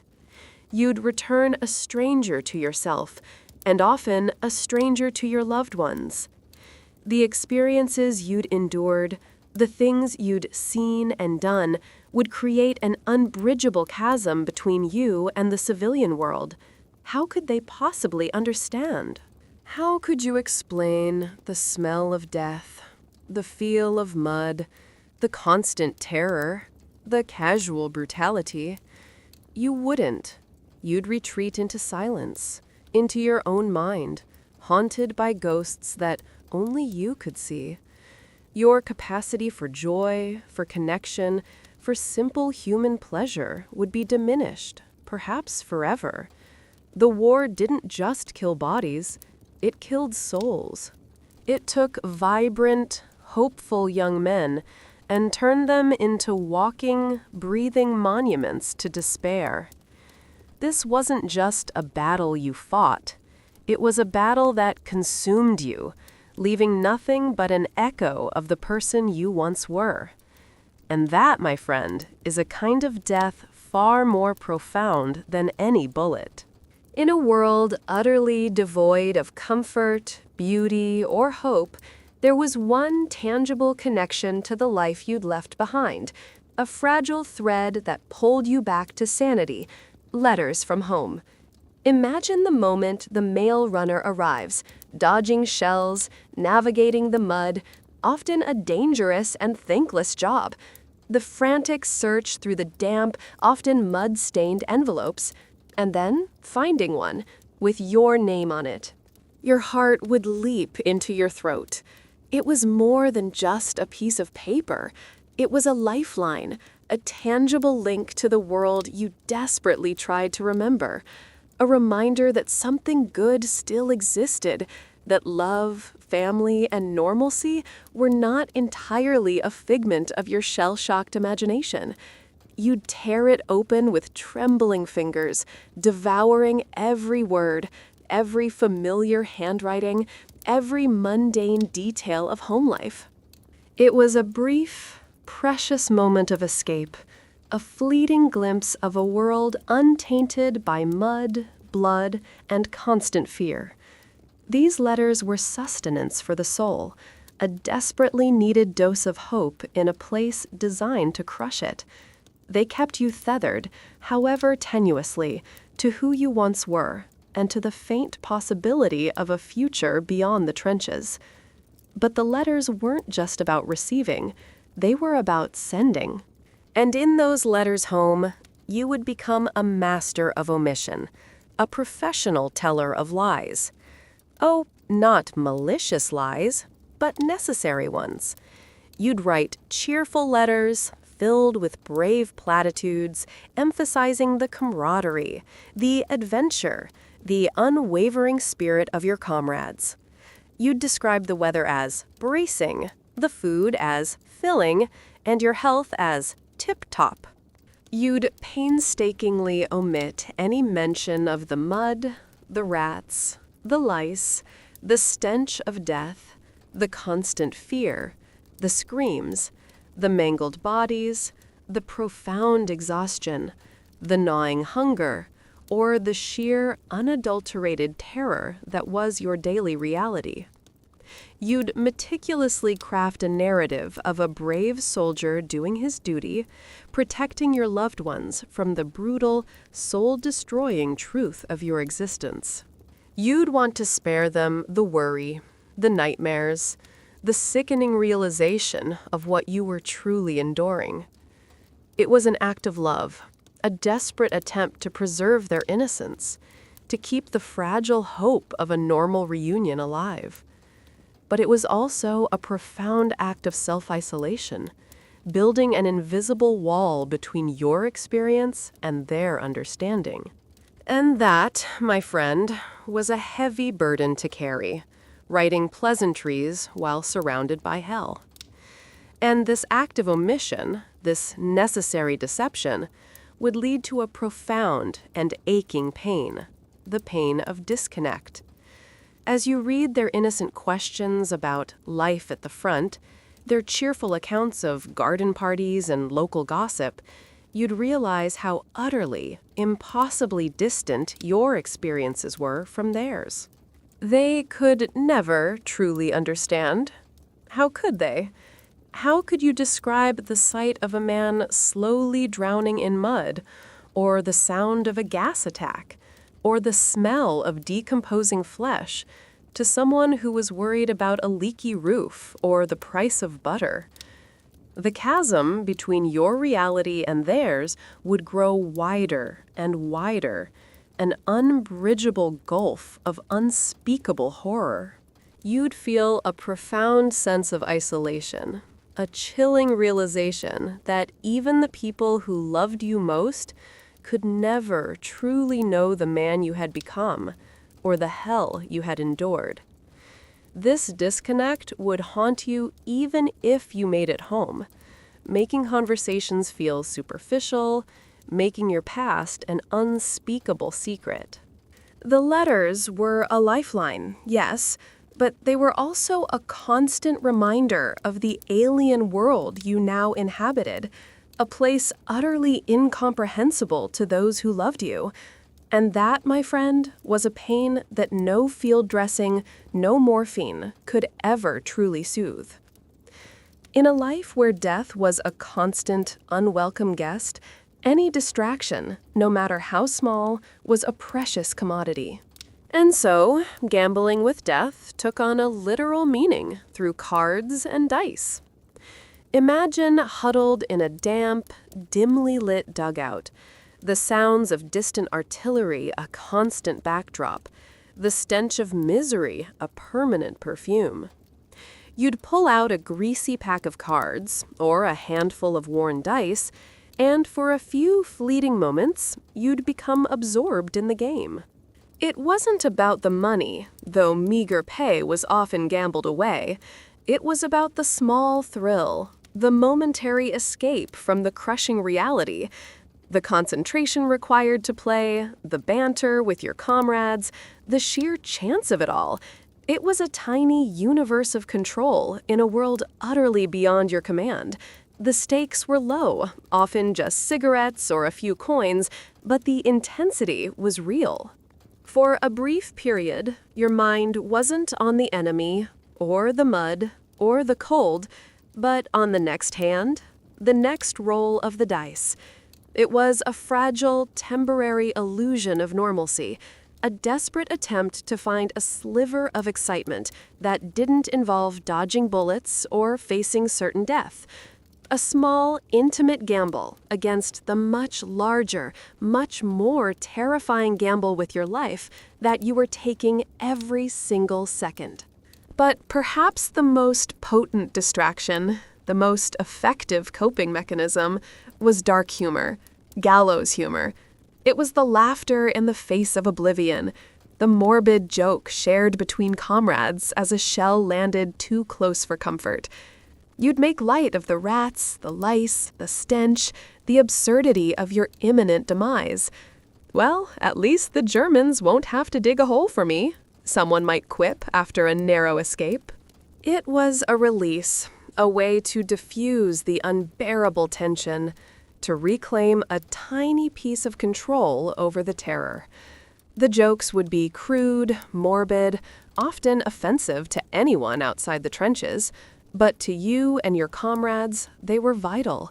They were a shared language of despair, a recognition that if you didn't laugh, you'd simply scream or break down completely. This wasn't joyous laughter.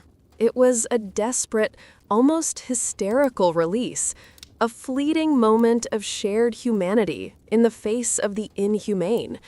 It was a way of saying, yes, this is awful, this is horrifying, but we're still here, and we can still find a twisted, morbid humor in it all. And in a place designed to rob you of everything, even a dark, bitter laugh was a victory of sorts. And then there was the music. The raw, unpolished, often mournful music of misery. Soldiers would sing crude songs, often improvising lyrics about their officers, their food, or the sheer injustice of their situation. Someone might pull out a mouth organ, its tinny, melancholic notes drifting through the damp air, a haunting melody that spoke of longing, loss, and the ever-present shadow of death. These weren't grand orchestras. They were individual acts of defiance, pathetic attempts to create beauty amidst the squalor, to conjure a fleeting sense of normalcy. The songs would often be about home, about loved ones, about the simple pleasures of a life that felt impossibly far away. They were a collective sigh of despair, a shared expression of yearning, a fragile attempt to soothe the raw nerves and comfort the aching souls. You'd join in, your voice hoarse from shouting commands and breathing dust, finding a strange solace in the shared sound. It was a reminder that even in the most dehumanizing conditions, the human spirit, however battered and bruised, still sought connection, still sought expression, still sought a way to make sense of the senseless. And sometimes, just sometimes, a sad song was the most powerful distraction of all. All right, let's circle back to your living arrangements. The dugout, your cardboard box mansion, your luxury underground suite. Except it wasn't luxurious, and it wasn't a mansion. It was, quite literally, a hole in the ground, carved into the side of the trench, often just a few feet deep, wide, and high. Its primary purpose was to offer rudimentary shelter from the weather, the constant rain, the biting wind, the freezing cold, and a sliver of protection from the relentless artillery bombardment. Imagine trying to live, eat, and sleep in something akin to a very cramped, perpetually damp, and earth-scented cave. The walls would be slick with condensation, sometimes weeping water, and often unstable, prone to collapse during heavy shelling. The air would be thick with the smell of wet earth, mildew, and the unmentionable odors of human habitation. Light was a precious commodity, usually just a flickering candle, casting long, dancing shadows that made the lurking rats appear even more menacing. This wasn't a shelter. It was a temporary burrow, a desperate attempt to evade total exposure to the elements and enemy fire. And you, my friend, would spend countless hours crammed into this pathetic excuse for a home, feeling the claustrophobia creep in, slowly, relentlessly. The dugout, despite its humble and often inadequate construction, offered a vital psychological comfort, the illusion of safety. Those few feet of earth above and around you provided a desperate, fragile sense of security, a belief that you were somewhat protected from the chaos raging outside. You'd huddle inside, listening to the thunderous roar of artillery, the whistle of incoming shells, the chatter of machine guns, feeling the ground shake beneath you. For a moment, you might even convince yourself you were safe. But it was just that, an illusion. A direct hit from an artillery shell would turn your little earthen cocoon into an instant grave, burying you and any comrades inside under tons of earth. The concussion alone could collapse the walls, trapping you in the dark, suffocating embrace of the soil. The more shallow dugouts offered barely any protection at all, merely shielding you from direct line of sight. So while you craved the perceived safety, the reality was far more brutal. It was a temporary reprieve, a false sense of security that could be shattered in an instant, reminding you that in the trenches, true safety was a myth, a cruel joke played on your desperate mind.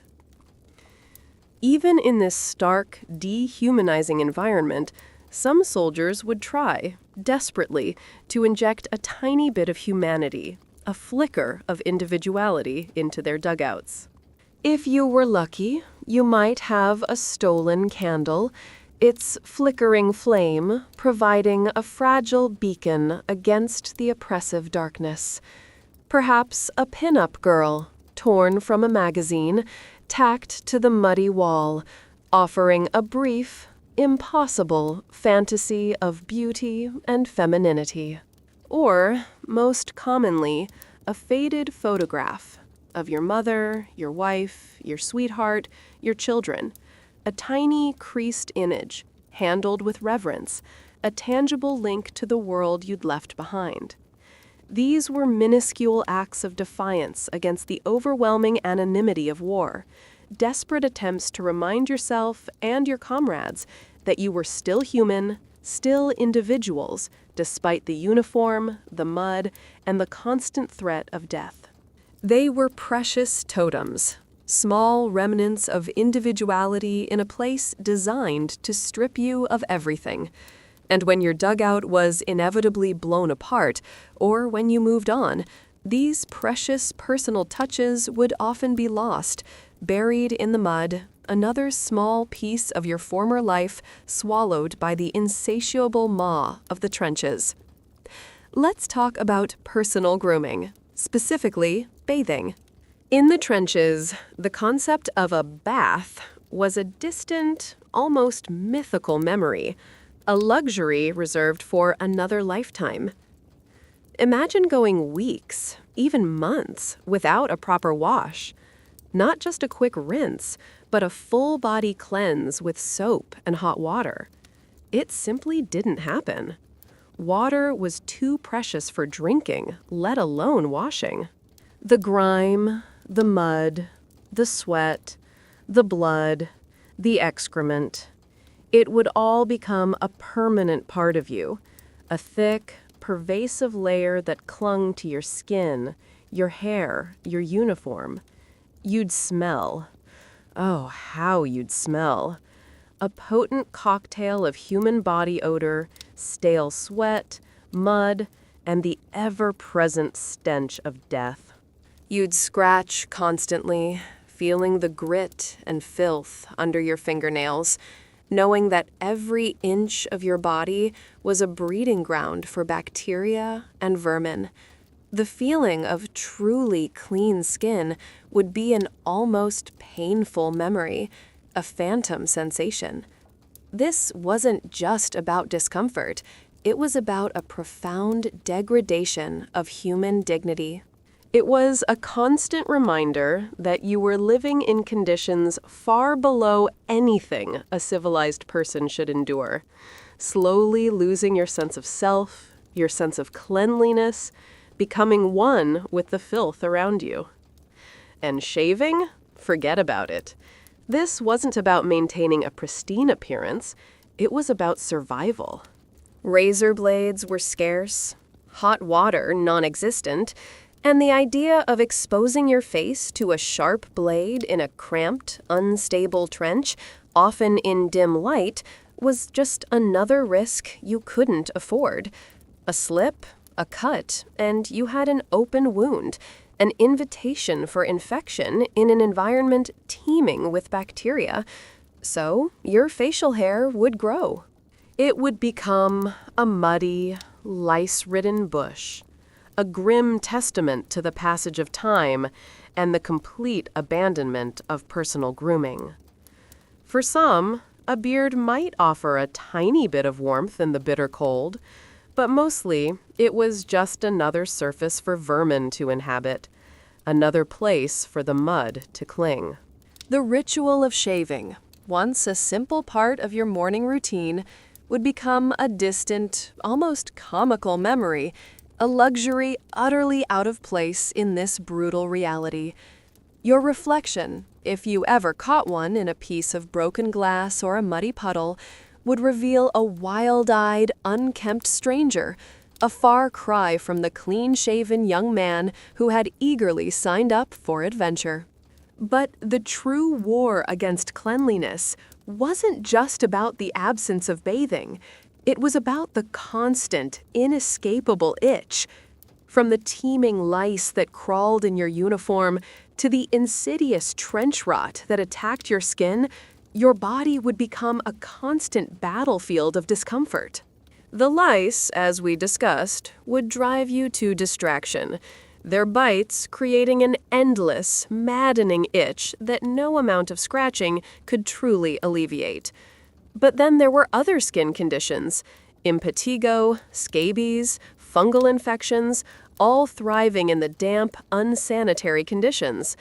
The constant moisture would soften your skin, making it prone to chafing, cracks, and sores, which would quickly become infected. Your groin, your armpits, your feet. Every crease and fold of your body would be a potential site for a new, agonizing itch, a new festering wound. You'd scratch until you bled, creating new entry points for bacteria, perpetuating the cycle of discomfort and infection. This wasn't just an inconvenience. It was a relentless physical torment that eroded your sanity, stole your sleep, and reminded you, every single second, of your degraded, unwashed state. Hygiene was for civilians, for the pristine world you'd left behind. Here, in the trenches, the itch was your new normal, a constant physical manifestation of your misery. You'd think the bullets, the shells, the bayonets were the main things trying to kill you, and you'd be wrong. Often, the silent killers, the invisible enemies, claimed far more lives than direct combat. Unsanitary conditions breed illnesses, diseases born of desperation, that swept through the weakened ranks with terrifying efficiency. Dysentery, as we discussed, was a constant plague, turning your insides into a churning, uncontrollable mess. But there was also typhoid, spread through contaminated water and food, causing high fevers, headaches, and delirium, leaving you too weak to stand, let alone fight. Cholera, another waterborne horror, could strike with brutal speed, causing severe dehydration and rapid death. These weren't just isolated cases. They were epidemics, tearing through regiments, decimating populations already at their breaking point. Your body, already compromised by hunger, cold, and exhaustion, was a perfect host for these microbial assassins. There were no antibiotics, no widespread vaccinations, just desperate prayers and rudimentary care.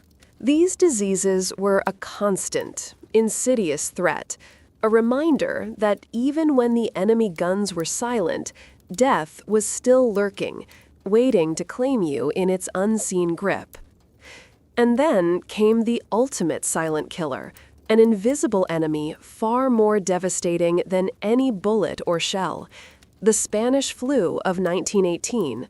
Sweeping through the weakened, crowded ranks of soldiers across the world, it decimated populations already at their breaking point. Imagine a highly contagious, particularly virulent strain of influenza attacking bodies already ravaged by malnutrition, exhaustion, and constant exposure. It wasn't just a cough and a fever, it was a brutal assault, causing pneumonia, fluid-filled lungs, and often death within days.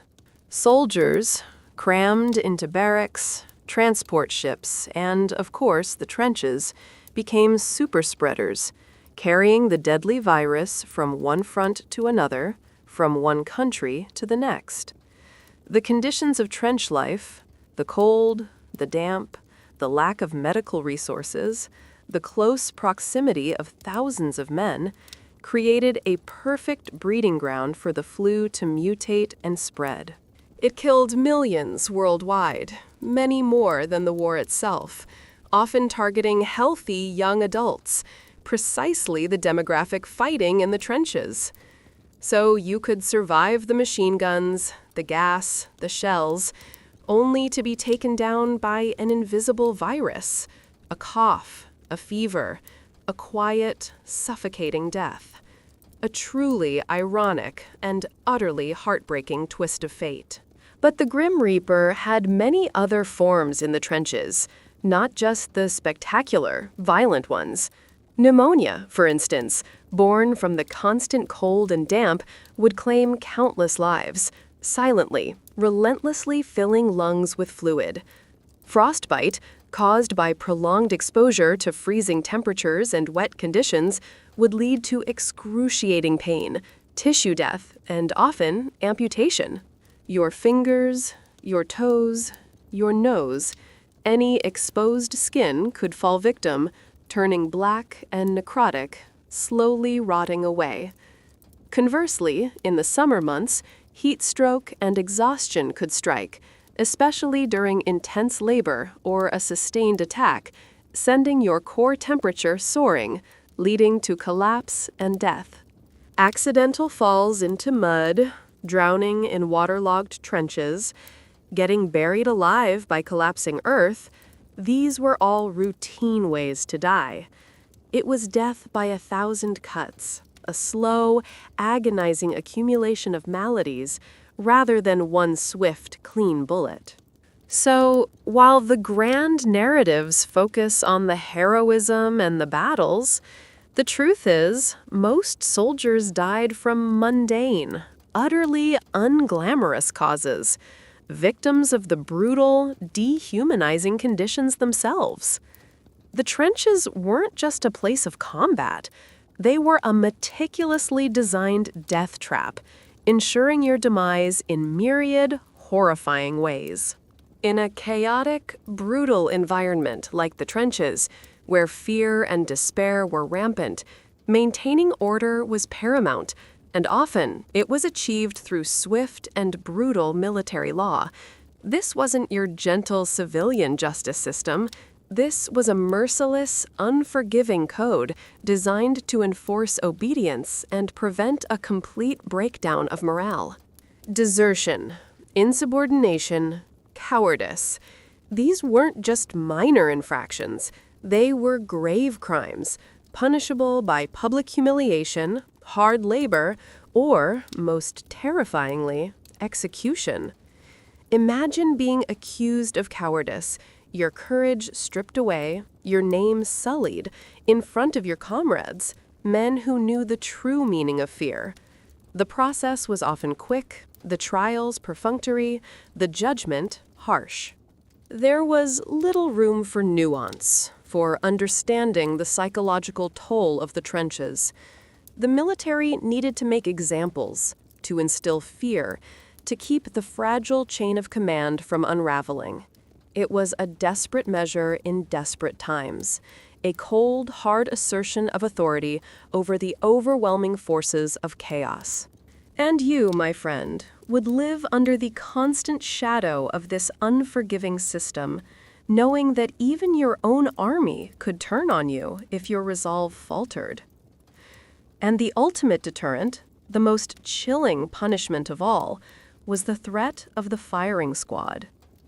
Imagine being condemned to death by your own side, accused of desertion or cowardice after enduring the horrors of the front lines.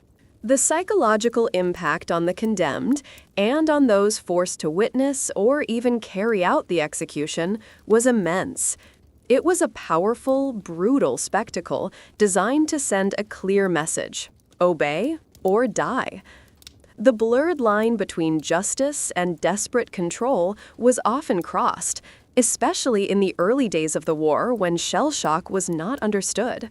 A man broken by the trauma, unable to function, might be deemed a deserter and summarily executed, becoming a casualty of his own shattered mind. The executions were often carried out at dawn, witnessed by a contingent of soldiers, a grim, silent ritual that would forever haunt the memories of those present. It was a stark reminder that your life, in the trenches, belonged not to yourself, but to the army, and they could take it back at any time for any perceived transgression. The enemy might kill you with a bullet, but your own side could too, and often in a far more chilling, calculated manner. But perhaps the most profound battle for discipline wasn't against an external enemy or even against the military justice system. It was the unseen battles fought within yourself, the internal struggle against fear so profound it made your knees buckle, the overwhelming exhaustion that screamed at you to just lie down and never get up, the primal, insistent desire to simply run away, to escape the unbearable horror, to abandon your post, your comrades, your duty. This was the true test of your discipline, the relentless mental and emotional war against your own instincts. Every moment of vigilance, every order followed despite your terror, every step forward into danger, these were victories in that unseen battle. You'd fight yourself, your own body, your own mind, trying to maintain composure, to project strength, to simply keep going. It was a constant, exhausting internal struggle, a battle for your sanity and your very will. And often, this internal war was far more brutal and isolating than any external skirmish, because no matter how many bullets you dodged or how many shells you survived, you could never escape the battlefield within your own mind. And that, my friend, was a torment no firing squad could ever inflict. Let's not pretend everyone in the trenches was equally miserable. There was, as in any structured hierarchy, a distinct divide. The officers, the brass above, often occupied a slightly, sometimes significantly, more privileged position. Their dugouts were generally better constructed, deeper, more reinforced, sometimes even boasting a modicum of furniture. Their food was often superior, supplemented by rations not available to the enlisted men, or even brought up from the rear by their batmen. They might have access to better clothing, drier boots, and a slightly higher standard of hygiene. While they were certainly in danger, they often had a degree of separation from the absolute, crushing squalor that defined the common soldier's existence. They had more comfortable sleeping arrangements, better access to communication, and the undeniable psychological buffer of authority and decision-making power. It wasn't a life of luxury by any stretch of the imagination, but it was a step up from the visceral, relentless degradation of the rank and file. And you, my friend, as an enlisted man, would keenly feel this subtle, yet palpable difference. However, it wasn't all cushy dugouts and superior rations for the officers. Many, particularly the junior officers, the lieutenants and captains, were expected to lead from the front, and they did. These were the courageous, or some might say foolish, men who would be the first over the top, often dying alongside their men in the brutal charges across no man's land. Their casualty rates were shockingly high, often even higher than the enlisted men in certain phases of the war. They faced the same machine gun fire, the same artillery barrages, the same mud. They shared the dangers, often inspiring immense loyalty and respect from their men through their sheer bravery and sacrifice. These were the officers who earned the fierce loyalty of their platoons, the ones who were remembered fondly, albeit tragically.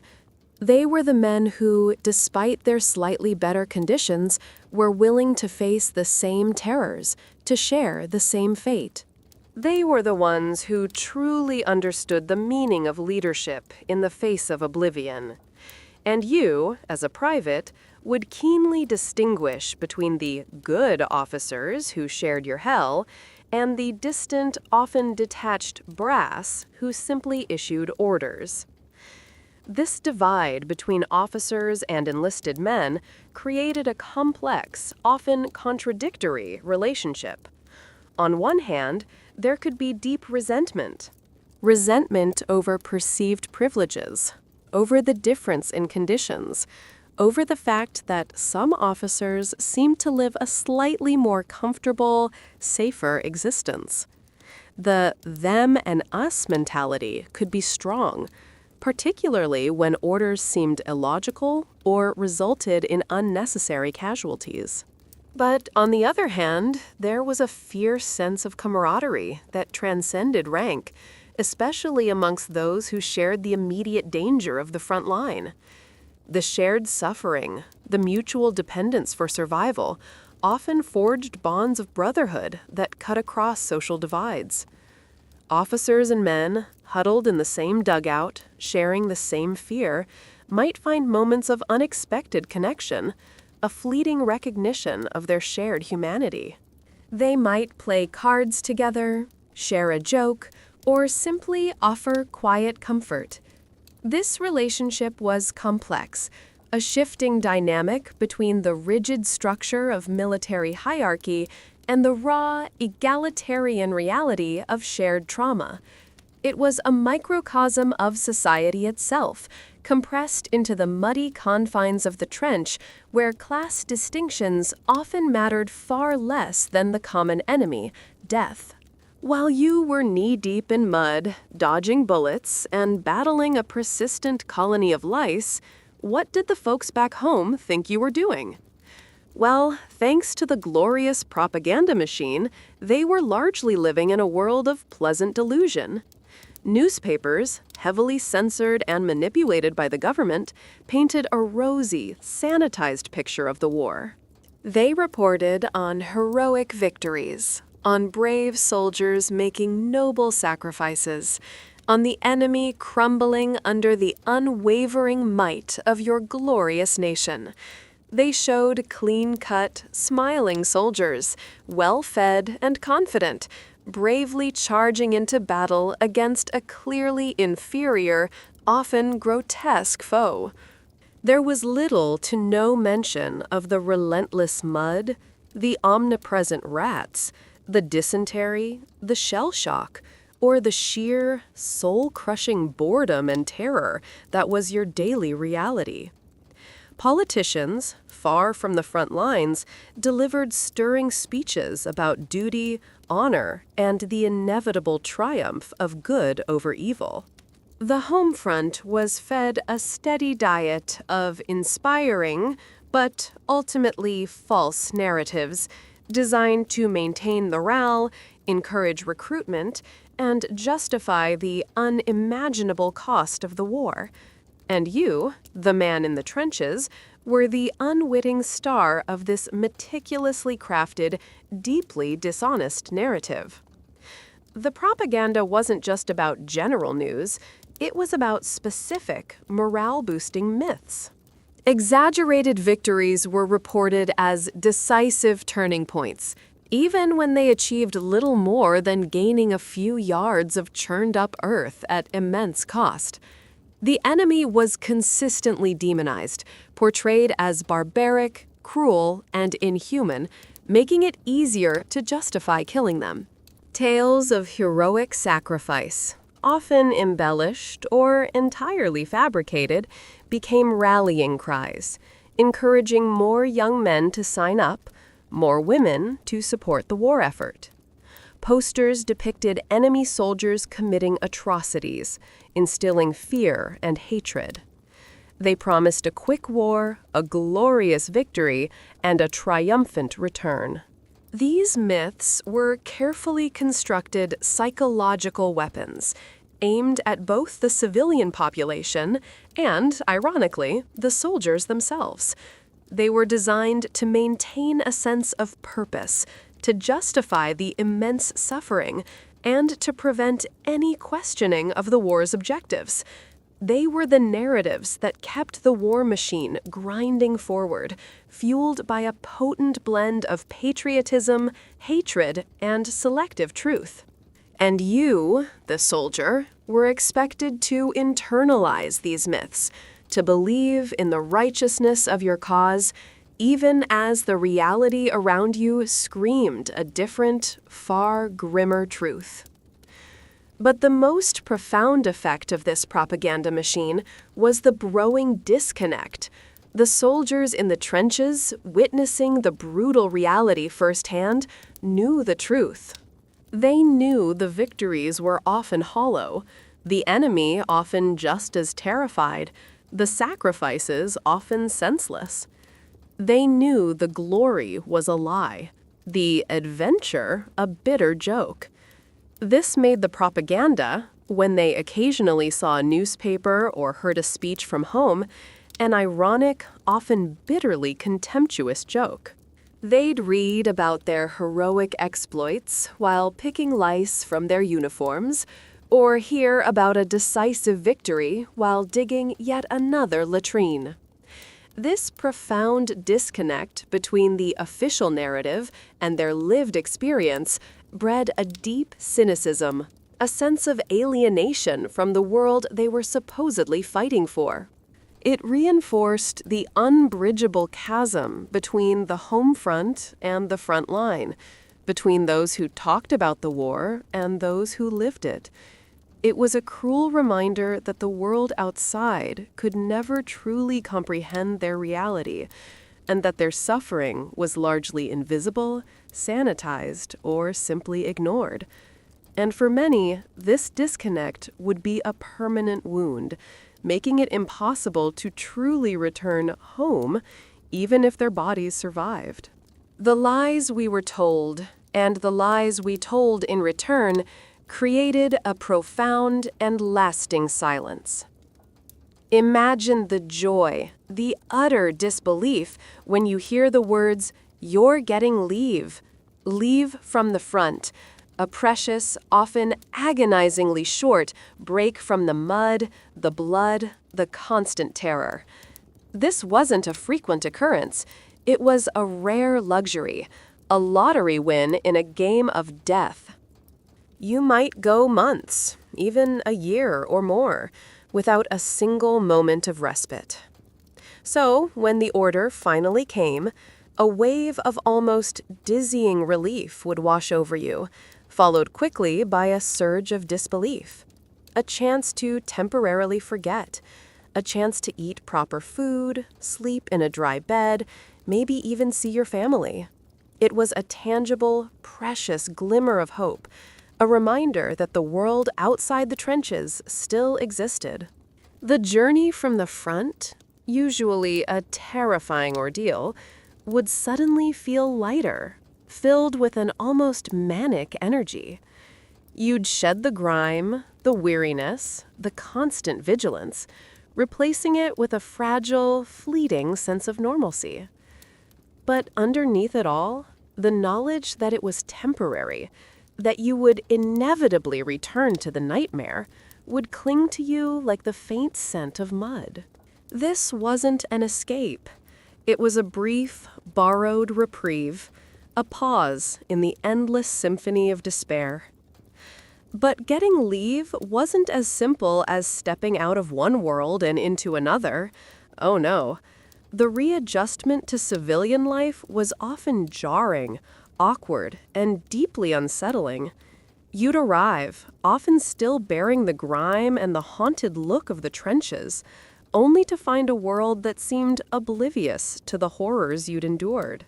People would ask you innocent questions about life at the front, eager for heroic tales, completely unaware of the unspeakable reality. You'd try to be normal, to laugh at jokes, to engage in polite conversation, but your mind would be elsewhere, constantly scanning for threats, flinching at loud noises, your senses still attuned to the battlefield. The simplest things, a comfortable bed, a hot meal, a quiet street, would feel alien, almost overwhelmingly luxurious, and you'd struggle to truly relax into them. The conversations would feel superficial, the concerns of civilian life trivial, almost absurd, when compared to the life and death struggle you'd just left. You'd feel a profound sense of alienation, a chasm separating you from those who hadn't seen what you'd seen, who hadn't done what you'd done. It was like trying to fit a square peg into a round hole, your traumatized mind struggling to process a world that no longer made sense. And then, the inescapable, insidious companion of your brief respite, the guilt of survival. You were here, enjoying comforts, eating real food, sleeping in a dry bed, while your comrades, your friends, the men you'd shared everything with, were still in hell, still in the mud, still dodging shells, still battling the rats and the lice.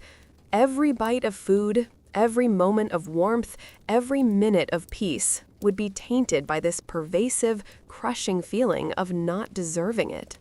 You'd carry their faces, their screams, their sacrifices with you. You'd wonder if they were still alive, if they were thinking of you, if they resented your temporary escape. This guilt would erode any true enjoyment of your leave, turning moments of supposed pleasure into agonizing reminders of the suffering still ongoing. It was a profound moral injury, a constant whisper that you were somehow betraying those who remained. And for many, this guilt would be a permanent psychological scar, a pervasive feeling of not truly belonging, of never truly deserving the peace they had found, however fleeting. Leave wasn't just a physical break, it was a psychological torment, a brief taste of normalcy that only amplified the horrors and the guilt of your existence. Leave is over. The clock has run down on your brief, bittersweet reprieve.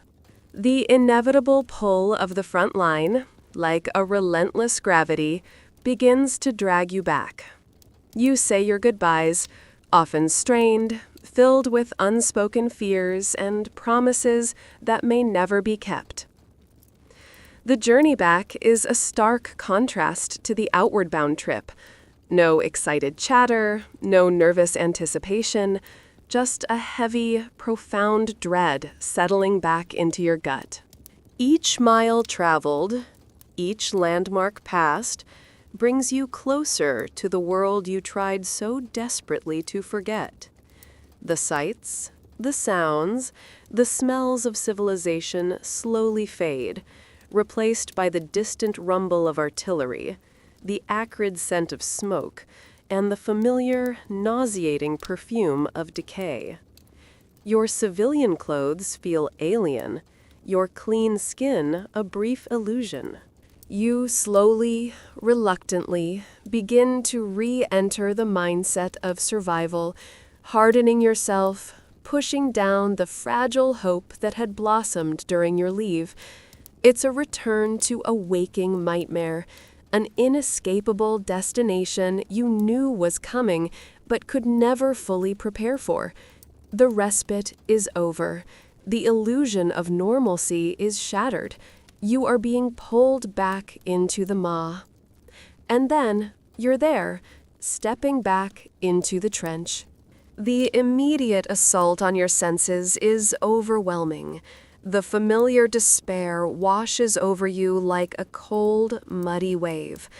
The smell, that unique, unforgettable cocktail of decomposition, excrement, and damp earth, hits you first, instantly triggering a primal revulsion. Then the sounds, the constant plop of water, the scuttling of rats, the distant, malevolent thud of artillery. The visual landscape is just as jarring. The omnipresent mud, the broken landscape, the gaunt, haunted faces of your comrades who haven't had the luxury of leave. Your body instinctively tenses, your senses sharpening, snapping back into survival mode. You feel the cold, the damp, the grime clinging to your uniform, seeping into your boots. It's like putting on a second skin, a heavy, suffocating shroud of misery.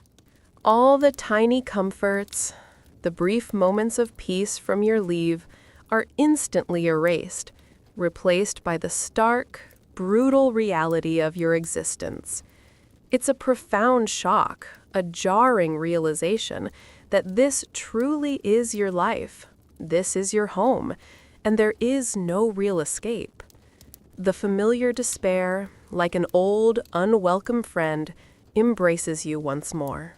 And for those who survive, for the few who make it through multiple tours, multiple leaves, multiple returns, the cycle continues. Deployment, trauma, brief respite, and then the inevitable journey back to the front. It becomes the new normal, a brutal, relentless rhythm that dictates your existence. Each return strips away another layer of your humanity, another piece of your former self. The chasm between you and the civilian world widens, the guilt of survival deepens, and the hope for a truly normal future becomes a distant, almost impossible dream. You learn to live in the limbo between two worlds, the hellish reality of the trenches and the fleeting, almost unreal paradise of leave. You become an expert at compartmentalizing, at hardening your heart, at pushing down the trauma, only for it to resurface in nightmares or moments of quiet despair. The cycle grinds on, wearing down your body, eroding your mind, until you are nothing but a hollowed-out shell, defined by the war, haunted by its ghosts. This isn't just a journey. It's a relentless, soul-destroying process, a grim testament to the enduring power of human suffering. And for you, my friend, this cycle would have been an inescapable destiny until something, be it a bullet, a disease, or a broken mind, finally brought it to an end. All right, let's talk about winter in the trenches. If you thought the mud was bad, just wait until it freezes. The cold, my friends, was not just an inconvenience. It was another relentless, insidious enemy, silently seeking to claim you. And one of its favorite weapons was frostbite. Imagine your feet, perpetually wet and cold from the ever-present water and mud, encased in damp, inadequate boots. Over time, the constant low temperatures would cause your tissue to freeze, leading to severe damage. Your skin would first become numb, then turn waxy white, then blue, then, horrifyingly, black. The blood supply to your extremities would cease, and the tissue would die, slowly, agonizingly rotting while still attached to your body. The pain, when sensation returned, was excruciating, a searing, burning agony that made every step a torment. Gangrene would often set in, turning the affected area into a putrid, festering mess, and the grim, almost inevitable outcome, amputation. Fingers, toes, even entire limbs lost to the relentless, silent bite of the cold. It was a slow, agonizing process, a testament to the brutal, dehumanizing conditions. You could survive a shell blast only to lose a limb to the insidious cold, a constant reminder that nature itself was conspiring against you. If frostbite was the slow, painful rot, hypothermia was the gentle, deceptive sleep of death. Imagine your body, already weakened by hunger, exhaustion, and constant exposure, slowly losing its core temperature. You'd shiver uncontrollably at first, your teeth chattering, your muscles tensing. But as your body temperature continued to drop, a strange, insidious peace would set in. The shivering would stop. You'd feel a profound sense of weakness, a heavy lethargy creeping over you. Your mind, already battling sleep deprivation and trauma, would become confused, disoriented, drifting in and out of consciousness. You might feel a surprising warmth, a deceptive sensation as your body's mechanisms failed. Then, a profound, irresistible urge to simply lie down, to close your eyes, to drift off into a peaceful oblivion. It was a gentle death, almost seductive in its promise of relief from the unending suffering. Many soldiers, exhausted beyond measure, succumbed to it, simply falling asleep in the snow or the freezing mud, never to wake up. It was a quiet, insidious killer, a merciful end for some, a tragic one for others, another grim reminder that the elements themselves were an active, deadly force in the trenches. And so, winter in the trenches became a desperate, relentless battle for warmth. You'd huddle in your dugouts, pressing against your comrades for shared body heat, trying to ignore the damp, bone-chilling cold that seemed to seep into your very marrow. You'd try to light fires, a dangerous gamble that risked drawing enemy attention, the smoke a beacon, the flame a target. But the desperate need for warmth often outweighed the danger. You'd burn anything you could find. Scavenged wood, bits of uniform, even precious letters from home, just for a few moments of flickering warmth. Your clothing, often inadequate and perpetually damp, offered little protection. Socks were a precious commodity, changed only if you were incredibly lucky, otherwise left to rot on your feet. You'd wrap anything around you, blankets, tarpaulins, even old sacks, in a futile attempt to keep the cold at bay. It was a physical and psychological torment, the constant gnawing cold eroding your spirit, making every movement a misery. The battle for warmth wasn't just about comfort, it was about survival, a desperate struggle against a pervasive, relentless enemy that could, and often did, claim you as surely as any bullet or shell. Just when you thought you'd mastered the art of freezing your metaphorical bits off in winter, summer would arrive, bringing with it a whole new flavor of hell. The oppressive heat. Imagine being confined to a narrow, muddy trench, baked by a relentless sun, with no shade, no breeze, and often no escape. The mud, once a vicious, sucking monster, would dry to a fine, choking dust, kicked up by every step, coating your throat, your eyes, your lungs. The air would be heavy, stagnant, shimmering with heat, making every breath an effort. Your uniform, already soaked with sweat, would cling uncomfortably to your skin, chafing and irritating. The sun would beat down relentlessly, raising the temperature in the trenches to unbearable levels, creating an oven-like environment that cooked you slowly, inexorably. This wasn't a pleasant summer day. It was a torturous, dehydrating inferno, a new enemy that sought to sap your strength and break your will through sheer, suffocating heat. You'd long for the cold, for the rain, for anything that offered a respite from the unrelenting swelter. And what happens when oppressive heat meets the grim reality of the trenches?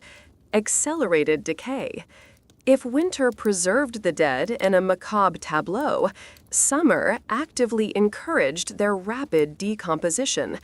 Bodies in no man's land, once frozen, would now rapidly bloat, burst, and liquefy under the baking sun. The stench, already overwhelming, would intensify to unimaginable levels, becoming a truly putrid, gag-inducing miasma that clung to every breath. Flies, which were a nuisance in winter, would now breed with terrifying speed, swarming in biblical proportions, feasting on the decaying flesh, and acting as buzzing harbingers of disease. The heat would also accelerate the spoiling of rations, making the already unappetizing bully beef even more dubious, and any fresh food a potential source of illness. Stagnant water sources would become even more fetid, breeding grounds for bacteria and parasites. The trenches would transform into a vast open-air charnel house, the sounds of flies buzzing a relentless, morbid soundtrack to the accelerated decay around you. It was a visceral, horrifying experience, a constant reminder that death was not just present, but actively progressing, dissolving everything into its base elements, and you were living right in the middle of it. The relentless summer heat, combined with the extreme physical demands of trench life, also brought with it the very real threat of sunstroke and extreme exhaustion. Imagine digging, repairing, carrying supplies, or engaging in combat under a scorching sun with inadequate water and minimal shade. Your body, already weakened by malnutrition and sleep deprivation, would quickly overheat. Headaches, dizziness, nausea, confusion, these would be the early symptoms of sunstroke, insidious warnings that your body was failing. Without immediate rest, shade, and fluids, it could quickly progress to collapse, unconsciousness, and even death. The exhaustion would be profound, a heavy, suffocating weight that made every movement a supreme effort. Your energy would be sapped, your reactions slowed, leaving you even more vulnerable to enemy fire or accidents. The heat didn't just make you uncomfortable, it drained your vital reserves, making you weaker, slower, and less capable of fighting both the enemy and the elements. So while you might escape the cold, you'd find yourself battling a new, equally relentless foe, one that sought to dehydrate and exhaust you into submission, adding another agonizing layer to the already monumental misery of trench life. So, against all odds, you made it. You survived. Congratulations, you're one of the few. But to say you were home again would be a cruel deception.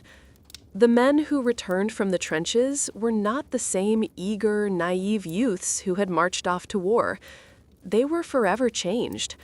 Their bodies might be intact, but their minds and souls bore indelible scars, wounds that would never truly heal. They were haunted by the ghosts of their comrades, by the screams of the dying, by the stench of death, by the mud, the blood, and the unspeakable things they had witnessed and done. The innocence was gone, replaced by a profound cynicism, a deep weariness, and an unshakable sense of alienation. They carried the war within them, a silent, invisible burden that weighed on every step, every thought, every interaction. The laughter might come, but it would often be brittle, shadowed by memory. The joy might surface, but it would always be fleeting, quickly eclipsed by the lingering darkness. They were survivors, yes, but survivors in a profoundly altered state, forever marked by the hell they had endured. The war didn't end when they left the trenches. It merely continued, internally, for the rest of their lives. And with these profound internal changes came the monumental struggle to integrate back into civilian life. Imagine trying to find work after years of living in a hole in the ground. Your skills for anything beyond killing or digging now rusty or irrelevant. Imagine trying to form relationships, to connect with people who had no frame of reference for the horrors you'd experienced. How do you explain the smell of decaying flesh to your wife? Or the sound of incoming shells to your children? You couldn't. You wouldn't. So you'd often retreat into silence, finding solace only in the company of other veterans who, through shared trauma, understood the unspeakable. The world seemed to have moved on, while you were stuck in a perpetual present of battle. The trivialities of civilian life, The small complaints, the mundane routines would seem absurd, almost insulting, in comparison to the life and death struggle you'd just endured. This wasn't just about finding a job. It was about finding a place, a purpose, a sense of belonging in a world that now felt utterly alien. Many struggled with unemployment, with poverty, with fractured families, unable to bridge the immense chasm between their war experience and the expectations of peace. Perhaps the greatest tragedy of the lost generation was the silent suffering. Many of these men, unable to articulate their trauma, unwilling to burden their loved ones with the horrific truth, simply suffered in silence. Shell shock, rebranded as neurasthenia or dismissed as cowardice, was barely understood, often stigmatized. There was no real mental health support, no therapy, no understanding of PTSD as a legitimate medical condition. So they bottled it up, pushing down the nightmares, the flashbacks, the profound despair. They self-medicated with alcohol, with isolation, with grim stoicism. They became withdrawn, irritable, prone to sudden outbursts, or simply haunted, their eyes reflecting an inner torment that few could comprehend. The stories remained untold, the pain unacknowledged, leading to a generation of men who walked amongst society like ghosts, present but not truly there. Their experiences were too horrific, too alien, too misunderstood to share. And so, the war continued its silent, insidious work, long after the last shot was fired, claiming the minds and souls of those it couldn't kill on the battlefield. This, my friend, is the true cost of survival, a haunting legacy of unspoken pain. Amidst the overwhelming horror and the seemingly endless despair, there were indeed flickers of true heroism, acts of selfless courage that often went unnoticed, uncelebrated, yet were absolutely vital. The stretcher bearers, the medics, these were the brave and, often, the doomed. Their duty was to save lives, to bring a sliver of mercy to the carnage, and they did so at greater personal risk than almost anyone else on the front lines. Unarmed, or with only basic pistols, they ventured into the thickest of fighting, into no man's land under direct fire, to retrieve the screaming, bleeding wounded. They were often marked with a red cross, supposedly protected, but in the chaos of battle, such distinctions often meant little. They navigated treacherous terrain, dodging shells, crawling through mud and wire, often themselves becoming casualties. They were the first responders, the ones who offered a desperate hope of survival, often sacrificing their own lives to alleviate the suffering of others. Their courage was not the glory of a charge, but the quiet, persistent bravery of compassion in the face of absolute savagery. They were truly angels in a muddy hell, risking everything for a chance to save a life. And then there were the chaplains, the spiritual solace in the face of hell. These were the men who, despite the overwhelming evidence to the contrary, tried to keep faith alive amidst the squalor, the brutality, and the ceaseless horror. They offered prayers, conducted impromptu services in dugouts, administered last rites to the dying, and often simply offered a listening ear to men whose souls were being shredded by the war. Imagine trying to explain God's plan or offer comfort to a man who had just watched his best friend explode or who was slowly succumbing to trench foot. God, for many, felt very far away in the trenches, his presence eclipsed by the omnipresent darkness. Yet the chaplains persisted, often venturing into the most dangerous areas, offering a desperate flicker of hope, a reminder that something beyond the mud and the blood still existed. They were often the only ones who truly listened, who absorbed the confessions, the fears, the profound despair, without judgment. They were a beacon, however faint, of humanity and spiritual connection in a world that actively sought to strip both away. Their service was not with a rifle, but with a prayer book, a kind word, and an unwavering, often challenged, faith. These unsung heroes, the stretcher bearers, the medics, the chaplains, represented selfless service in its purest form. They were not fighting to kill, they were fighting to save, to comfort, to preserve the last vestiges of human dignity in an environment designed to obliterate it. Their acts of heroism rarely made the headlines, did not earn them medals with the same frequency as those who killed the enemy, but they were the quiet acts that truly kept faint hope alive. They were the men who, when all hell broke loose, ran towards the danger, not away from it. They embodied a different kind of courage, one rooted in compassion and an unwavering commitment to humanity. They were a testament to the fact that even in the darkest, most brutal corners of human conflict, there could still be light, still be kindness, still be an enduring spirit of selflessness. And for you, as a soldier in the trenches, their presence, their unwavering dedication would have been a profoundly moving, deeply reassuring sight, a reminder that even when all seemed lost, there were still those who chose to alleviate suffering rather than inflict it. All right, let's talk tools of the trade. Your primary companion in the trenches, the extension of your arm, was the bolt-action rifle.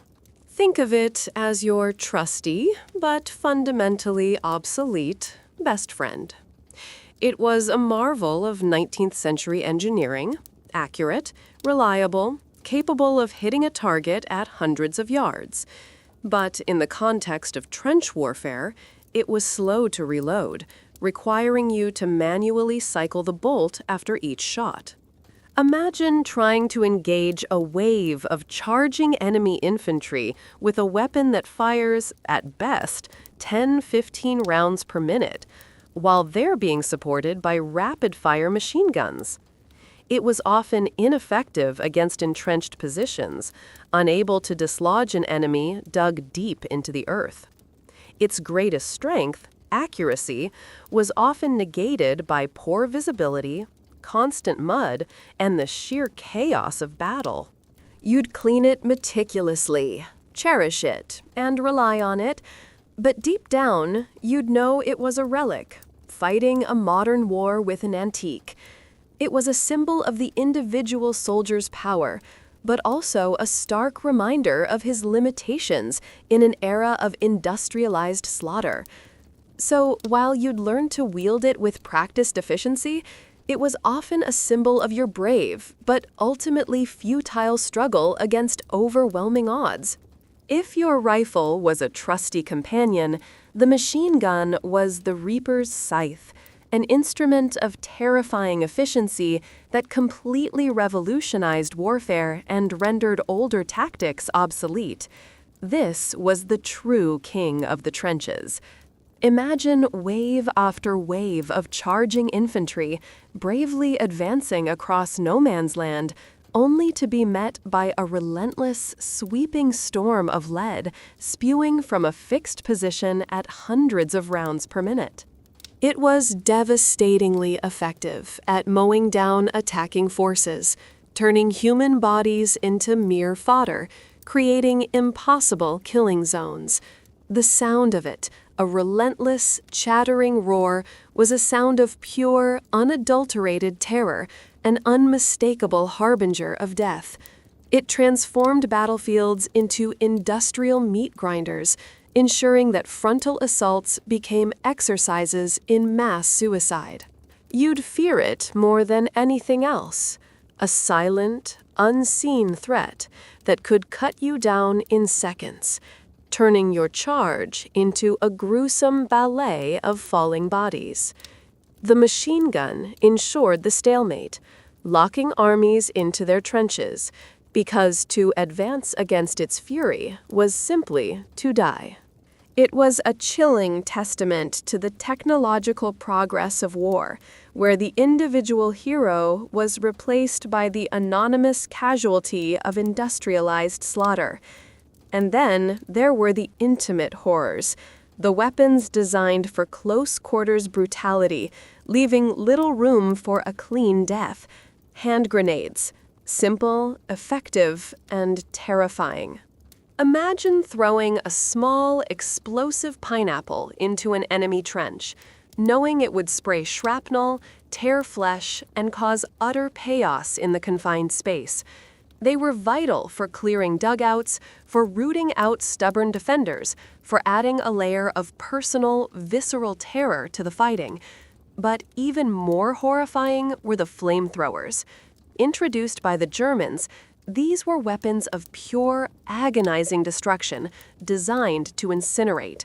Imagine a jet of burning oil, searing heat, and choking smoke, blasting into a dugout or across an enemy trench. The screams, the smell of burning flesh, the sheer terror of being engulfed in liquid fire. It was a new level of depravity. These weapons left little room for a quick, merciful death. Instead, they promised agonizing burns, suffocation, and a horrifying, lingering demise. They were weapons that stripped away any remaining pretense of chivalry or honor in warfare, revealing the brutal, primitive urges that lurked beneath the veneer of civilization.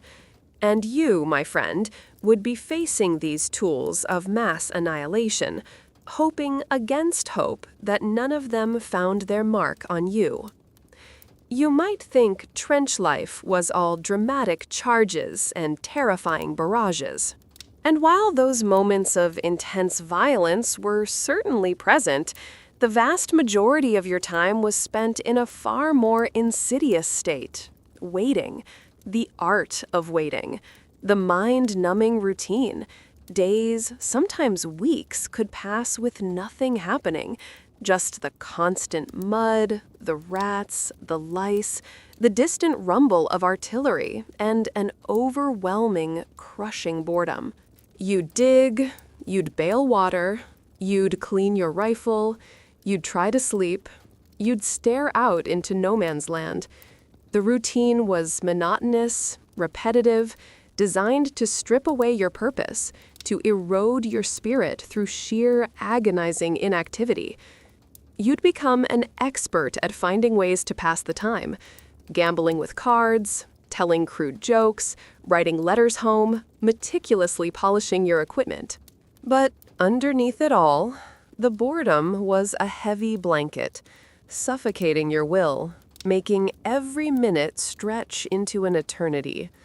It was a different kind of torture, a slow, psychological grind that chipped away at your sanity, making you yearn for anything, even violence, just to break the monotony.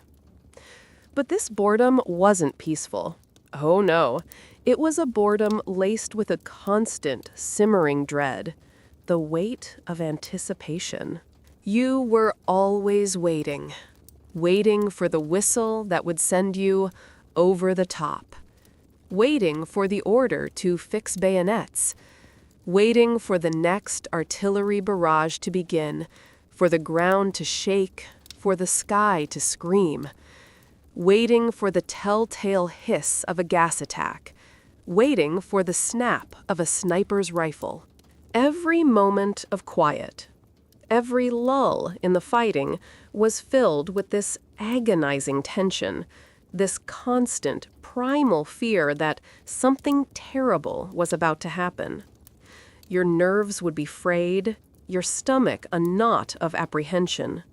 You'd strain your ears, trying to decipher the subtle language of the front, trying to predict the next horror.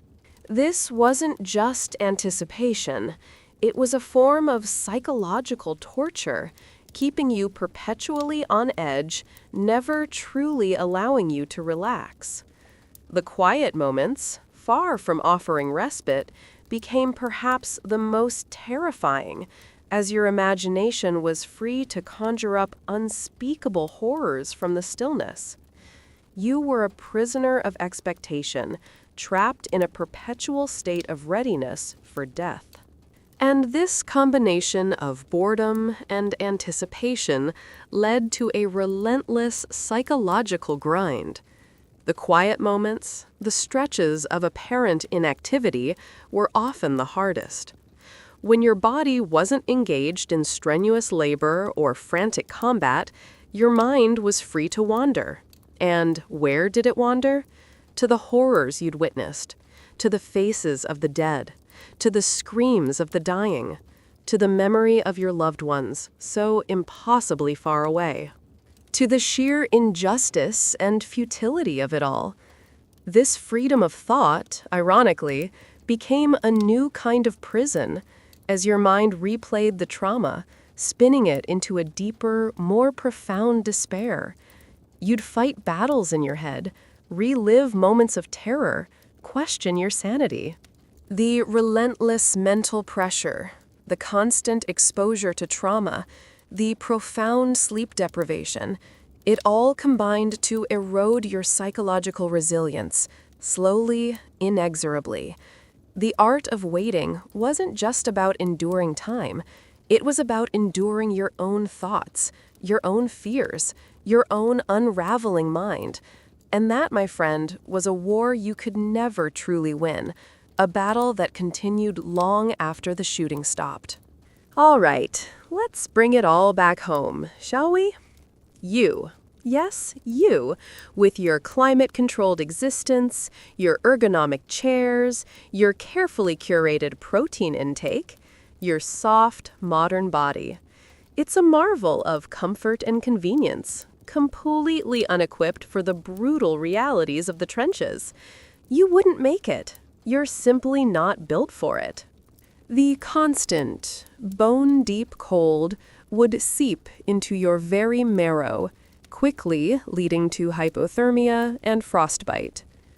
Your skin, accustomed to gentle fabrics and moisturizing lotions, would quickly succumb to the constant damp, the filth, the bites of lice and fleas, leading to trench foot, festering sores, and pervasive infections. Your digestive system, used to clean water and a varied diet, would rebel against the contaminated rations, the lack of potable water, quickly succumbing to dysentery or typhoid, leaving you weak, dehydrated, and utterly miserable.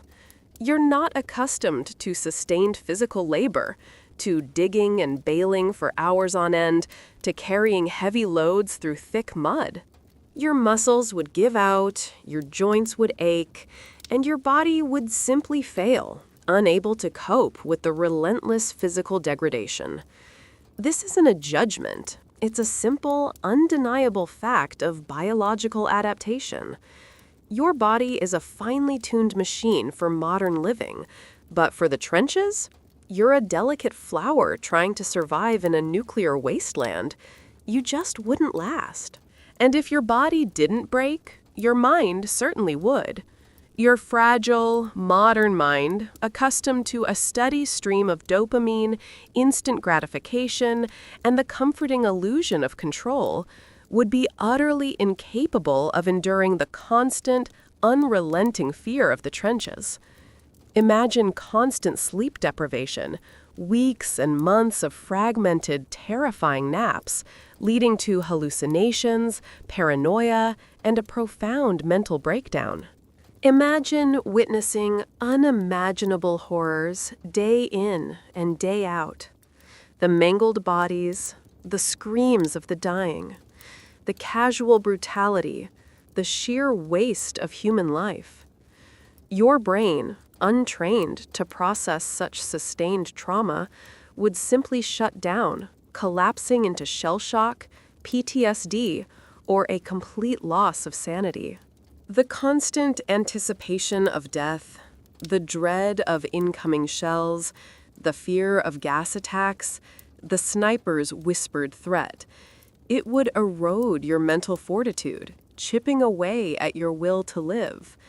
You're used to solving problems with a quick search engine query. There are no quick fixes for the psychological torment of the trenches. Your mind would become your greatest enemy, turning inward, replaying the nightmares, amplifying the despair until you were a hollowed-out shell, wishing for the merciful oblivion of a bullet. Your modern mind, built for comfort and complexity, would find only chaos and despair. Let's face it, the odds were stacked against everyone. Even the strongest, most capable, most resilient soldiers, the hardened veterans who seemed to embody superhuman endurance, rarely survived unscathed. Many died. Many were maimed. Many returned with invisible wounds that tormented them for the rest of their lives. You, my friend, starting from a position of relative privilege and profound unpreparedness, simply didn't stand a chance. The trenches were a meticulously designed death trap, a perfect storm of environmental hazards, disease, psychological torment, and relentless industrialized violence. Your soft body, your fragile mind, your utter lack of experience with true hardship, every aspect of your modern existence would conspire against your survival.